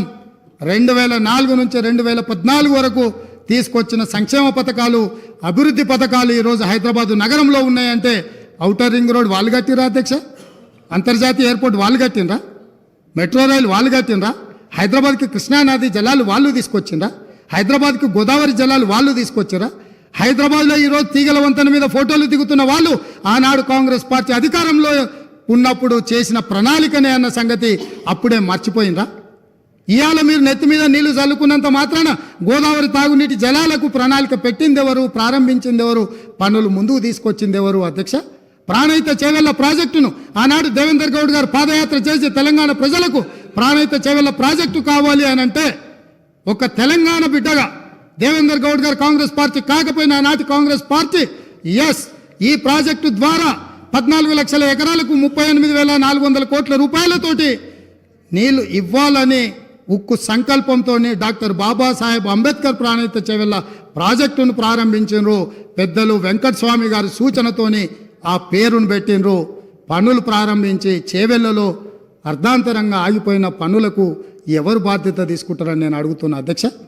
ఆనాడు కాంగ్రెస్ పార్టీలో ఉన్న నాయకులు చిన్నారెడ్డి గారు లాంటి వాళ్ళు మాట్లాడడం వల్ల పాలమూరు ప్రాంతానికి, రంగారెడ్డి ప్రాంతానికి సాగునీటి ప్రాజెక్టు నిర్మించాలి, సాగునీరు తాగునీరు ఇవ్వాలి అని పాలమూరు రంగారెడ్డి ఎత్తిపోతల ప్రాజెక్టుకు 2013లోనే మంజూరు ఇచ్చి పనులను సర్వేలు చేయమని ఆదేశాలు ఇచ్చి దానికి పునాది రాయి వేసింది కూడా కాంగ్రెస్ పార్టీ కాదా అని నేను అడుగుతున్నా.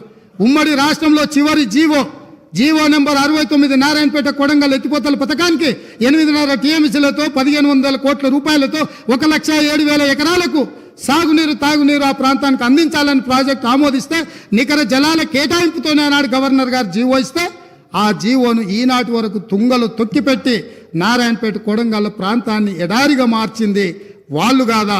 ఈ వివక్ష వీళ్ళు చేసింది కాదా అని నేను అడుగుతున్నా అధ్యక్ష. ఇదేనా ఈ తెలంగాణ రాష్ట్రంలో తెలంగాణ వాడు ముఖ్యమంత్రిగా ఉండి తెలంగాణ ప్రాంతాన్ని పరిపాలిస్తున్నాడు అన్నప్పుడు ఎందుకు మా ప్రాంతాలు వివక్షకు గురైనాయి? మా ప్రాంతాలు ఈ రోజుకి వలసల ప్రాంతంగా ఎందుకు ఉన్నది? ఈ వలసలకు, ఈ చావులకు వీళ్ళు కారణం కాదా అని నేను అడుగుతున్నా అధ్యక్ష.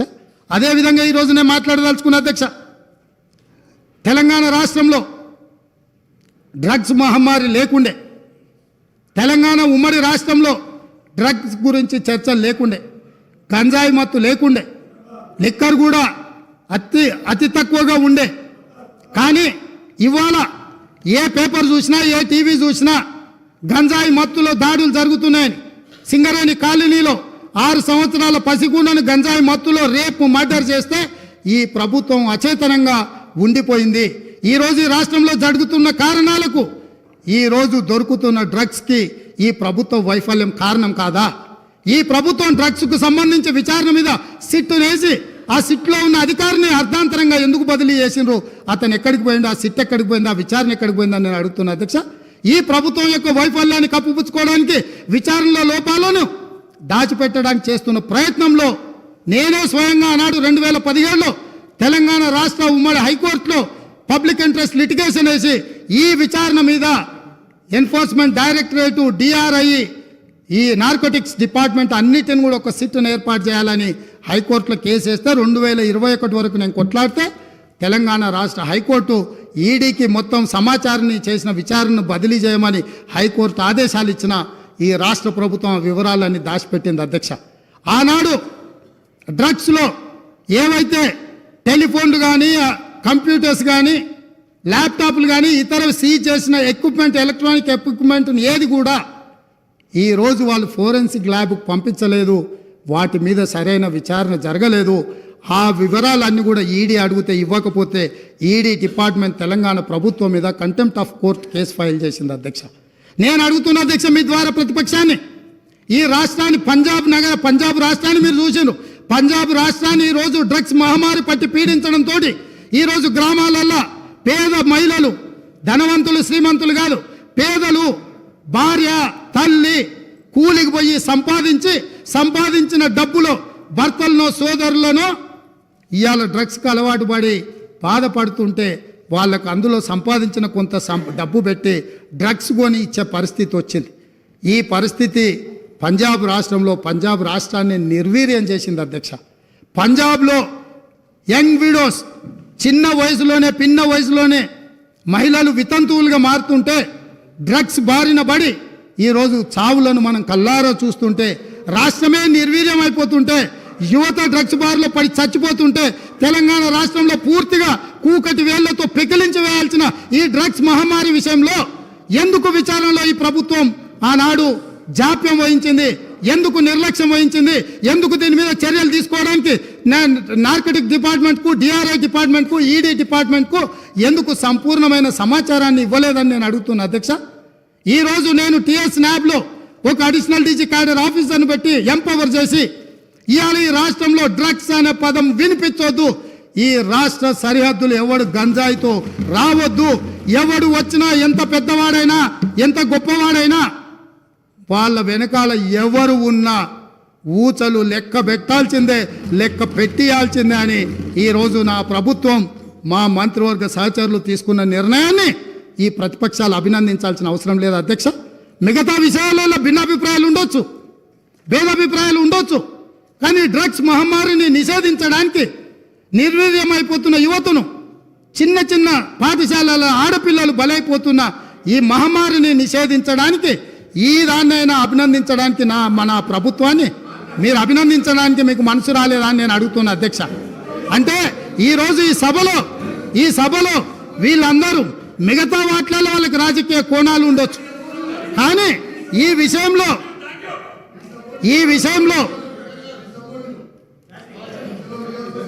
రన్నింగ్ కామెంట్ చేయకండి దయచేసి ప్లీజ్.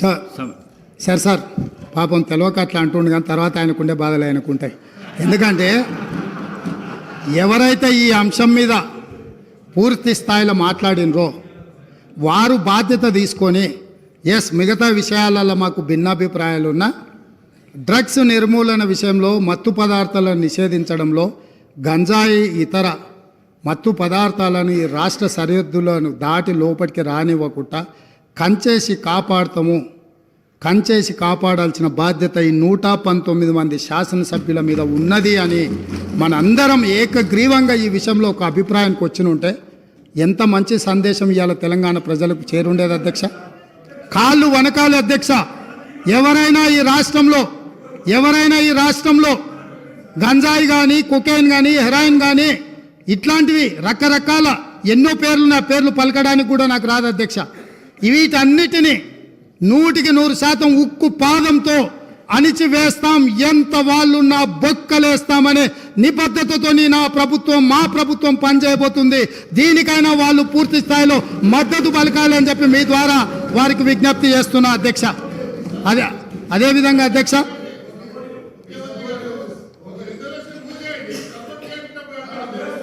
ఇప్పుడు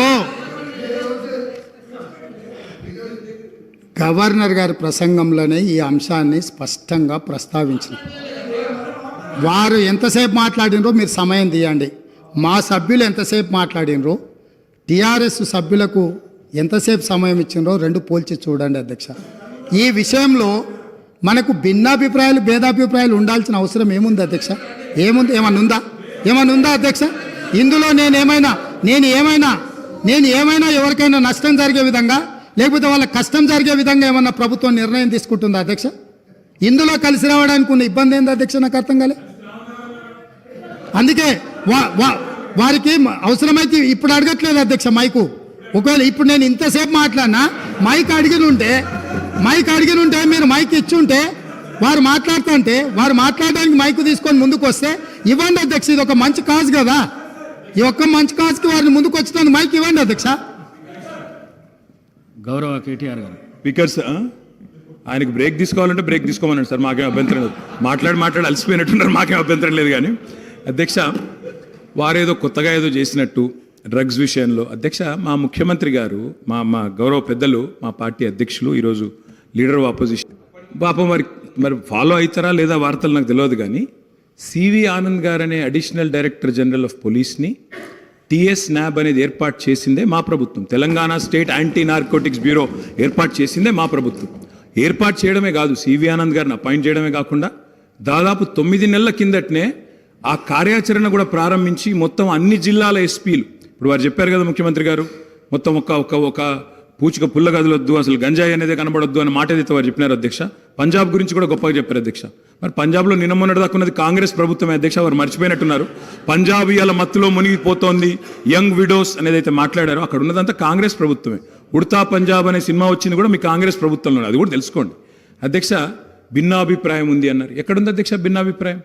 అధ్యక్ష మేము ఒకవేళ భిన్నాభిప్రాయం ఉంటే మా ప్రభుత్వం ఎందుకు పెడుతుంది అధ్యక్ష? Telangana state anti narcotics bureau ఎందుకు పెడుతుంది?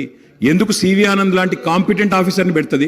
సరే మీరు తీసేసింది ఆయన, అది వేరే విషయం. కానీ సివి ఆనంద్ లాంటి కాంపిటెంట్ ఆఫీసర్ని ఎందుకు పెడతాం అధ్యక్ష? ఇంకో మాట అధ్యక్ష, ఇట్లాంటి విషయాలు ఇప్పుడు ఈ రోజు కాదు అధ్యక్ష, ఇట్లాంటి విషయాల్లో గౌరవ ముఖ్యమంత్రి గారు ఆనాడు కేసీఆర్ గారు మరి షీ టీమ్స్ పెట్టినా, రాష్ట్ర ప్రయోజనాలకు సంబంధించి ఏ అంశం పెట్టినా, ఈరోజు డ్రగ్స్ విషయంలో మీరు మాట్లాడినా 100% కాదు అధ్యక్ష, 1000% మా పార్టీ నుంచి పూర్తి సహకారం ఉంటుంది ఈ విషయంలో.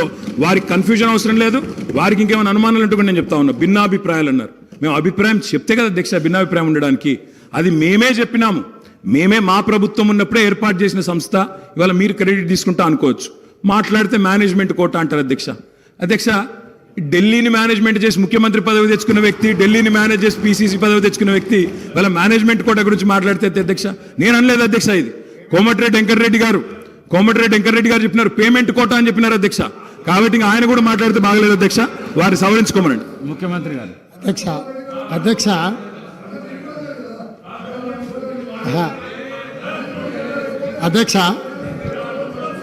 సభ్యుడికి ఇట్లయినా పరివర్తన వస్తుందేమని నేను అనుకున్నా. స్పష్టంగా ఒక అంశానికే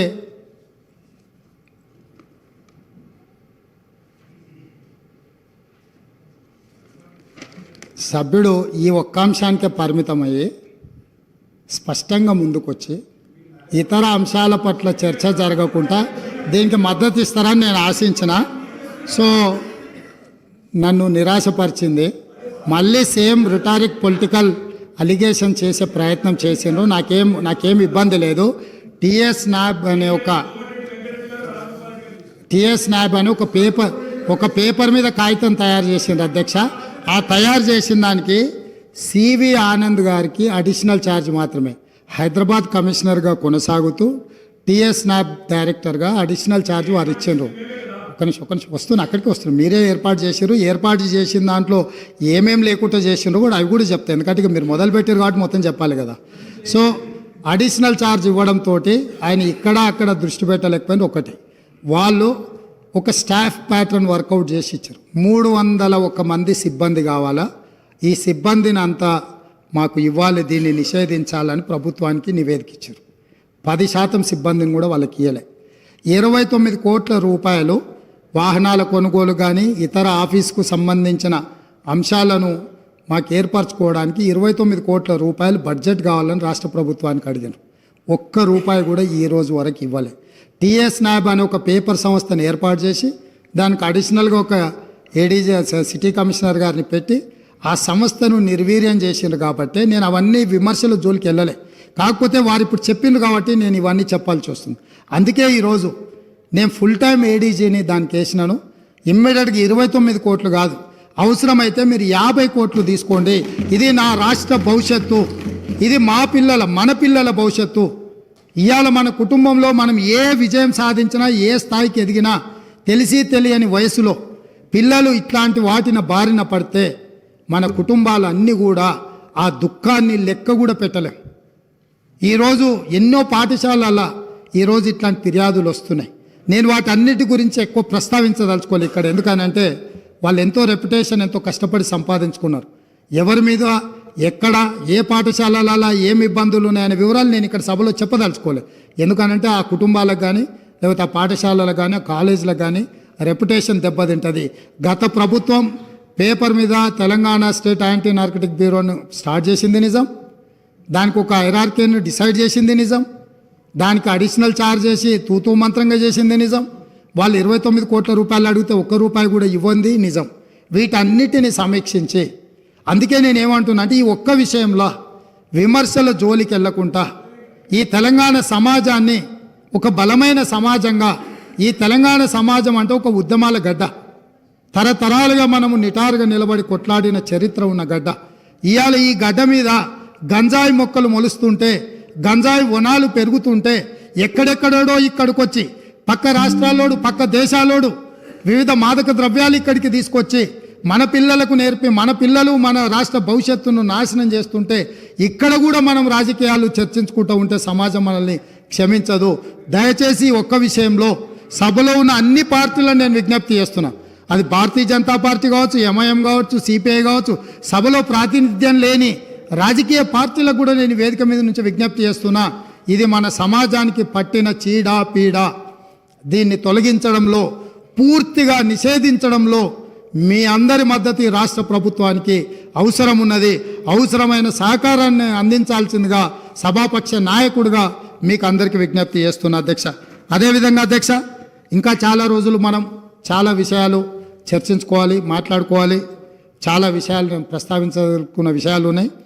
నేను ఒక మాట మీ ద్వారా 6 గ్యారంటీల విషయంలో ఇందిరమ్మ రాజ్యంని ఏర్పాటు చేయడంలో దళితులకు, గిరిజనులకు, బడుగు బలహీన వర్గాలకు, మైనారిటీలకు, మహిళలకు, విద్యార్థులకు, నిరుద్యోగ యువకులకు, ఉద్యమకారులకు, అమరవీరుల కుటుంబాలకు 100% ఈ ప్రభుత్వంలో న్యాయం జరుగుతుంది. ఈ ప్రభుత్వము తెలంగాణ ప్రజలకు స్వేచ్ఛనిస్తుంది. ఈ ప్రభుత్వం తెలంగాణ ప్రజలకు సామాజిక న్యాయం చేస్తుంది. మా మంత్రివర్గ కూర్పు చూస్తేనే ఈరోజు సామాజిక న్యాయం ఎట్లుంటుందో మీకు అర్థమై ఉండొచ్చు.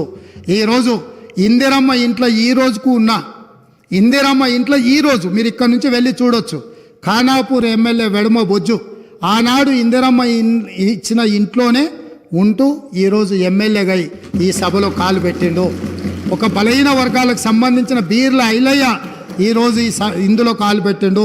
ఒక ఈర్లపల్లి శంకరయ్య షాద్నగర్ నుంచి రజక కుటుంబం నుంచి వచ్చిన వాడు ఈ శాసనసభలోకి రావడం జరిగింది. ఇట్లా చెప్పుకుంటూ వెళ్తే అత్యంత పేదలు, నిరుపేదల నుంచి వచ్చిన వాళ్లకు ప్రజలతో ఉన్న సంబంధాలు, అనుబంధాలతోని మందుల శామ్యుల్ మీరు అణిచివేసి తెలంగాణ ఉద్యమంలో ఉండి మీతో ఉద్యమంలో మొదటి నుంచి చివరి వరకు ఉన్న మందుల శామ్యుల్ని మీరు అనాథగా వదిలేస్తే 50,000 రూపాయల నగదు లేకపోయినా 52,000 ఓట్లతోని కాంగ్రెస్ పార్టీ మల్లికార్జున ఖర్గే, సోనియమ్మ గారి నాయకత్వంలో ఎమ్మెల్యేని చేసి ఈ సభలోకి మందుల శామ్యుల్ని, తెలంగాణ ఉద్యమకారుణ్ణి ఈ కాంగ్రెస్ పార్టీ తీసుకొచ్చింది అధ్యక్ష. కాంగ్రెస్ పార్టీ చిత్తశుద్ధిని ఈ దేశంలో ప్రజలు ఆలోచన చేయనప్పుడు, ఈ దేశంలో ప్రజలకు స్వతంత్రం కావాలి అని అందరికి అవగాహన లేనప్పుడే ఈ దేశ ప్రజలకు స్వేచ్ఛనివ్వాలి, స్వతంత్రం తీసుకురావాలి అని కాంగ్రెస్ పార్టీని ప్రారంభించి ఆగస్టు 15, 1947లో ఈ దేశానికి స్వతంత్రం సాధించిన పార్టీ కాంగ్రెస్ పార్టీ. నిజాం రజాకర్ల పరిపాలనలో ఉన్న ఈ ప్రాంతాన్ని విముక్తి కలిగించాలి అని సాయుధ రైతాంగ పోరాటంలో ఈ ప్రాంతంలో నిటారుగా నిలబడి వేలాది మంది నేల కొరుగుతున్నప్పుడు ఈ నేల తల్లి తడిసి ముద్దై మా కమ్యూనిస్టు సోదరులు, ఆనాటి స్టేట్ కాంగ్రెస్ సోదరులు అందరూ ఏకోన్ముఖమై రాజ్యం మీద, రాజు మీద వీరోచితంగా పోరాటం చేస్తున్నప్పుడు ఈ ప్రజలకు విముక్తి కలిగించాలి, ఈ ప్రజలకు స్వేచ్ఛనివ్వాలి, స్వతంత్రాన్ని ఇవ్వాలి అని చెప్పి ఆనాడు పండిత్ జవహర్లాల్ నెహ్రూ గారు ప్రధానమంత్రిగా ఉన్నప్పుడు కేంద్ర హోంశాఖ మంత్రి సర్దార్ వల్లభాయ్ పటేల్ ఈ ప్రాంత ఉమ్మడి హైదరాబాద్ రాష్ట్రానికి ఆ రోజు విముక్తి కలిగించి భారతదేశంలో కలుపుకొని స్వతంత్రాన్ని ఈ ప్రాంతానికి ఇచ్చిన పార్టీ కాంగ్రెస్ పార్టీ.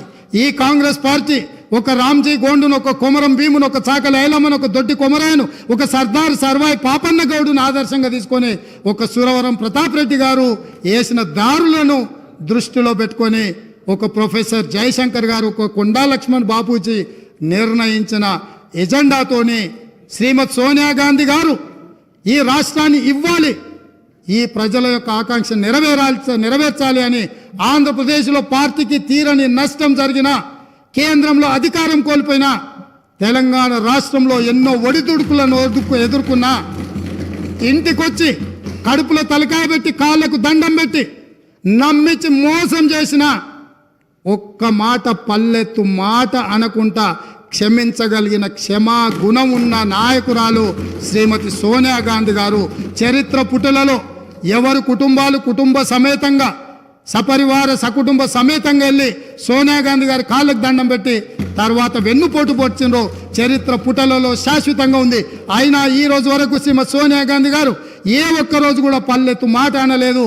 2004లో కరీంనగర్ జిల్లా నుంచి ప్రజలకు ఒక గ్యారెంటీ ఇచ్చింది, ఆ గ్యారెంటీని అమలు చేసింది. మళ్ళీ సెప్టెంబర్ 17, 2023 నాడు రంగారెడ్డి జిల్లాలో రాజీవ్ గాంధీ ప్రాంగణంలో ఈ తెలంగాణ ప్రజలకు 6 గ్యారెంటీలను ఇచ్చింది.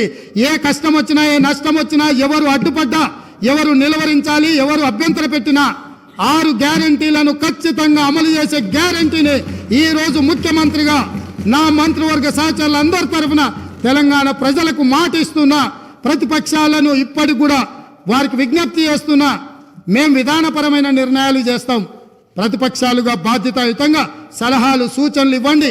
సహేతుకమైన సలహాలు సూచనలకు ఎప్పుడు కూడా మా మిత్రుడు ఎంఐఎం పార్టీ కావచ్చు, మా కమ్యూనిస్టు సోదరుడు కావచ్చు, భారతీయ జనతా పార్టీ సోదరులు కావచ్చు, ఈ రాష్ట్రాన్ని నిర్మించడంలో, ఈ రాష్ట్రాన్ని అభివృద్ధి పదం వైపు నడిపించడంలో, ఈ రాష్ట్రమే ప్రపంచంతో పోటీ పడే విధంగా ఈ తెలంగాణ రాష్ట్రాన్ని ప్రపంచంతోనే పోటీ పడే విధమైన సంక్షేమ అభివృద్ధి కార్యక్రమాలలో ముందుకు తీసుకెళ్లడానికి సహకరించే ప్రతి ఒక్కరిని అవకాశం ఇస్తాం.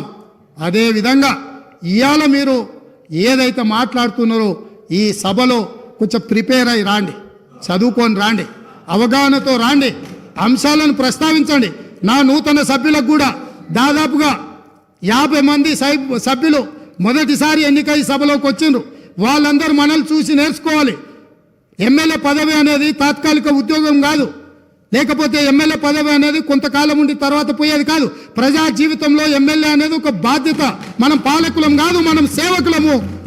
పాలన చేయడానికి, అధికారం చెలాయించడానికి, నిరంకుశత్వాన్ని అమలు చేయడానికి మేము ఇక్కడికి రాలేదు. మేము పాలకులము కాదు అధ్యక్ష, మేము సేవకులము. 4 కోట్ల ప్రజలకు సేవ చేయడానికే మేము ఇక్కడికి వచ్చినాం.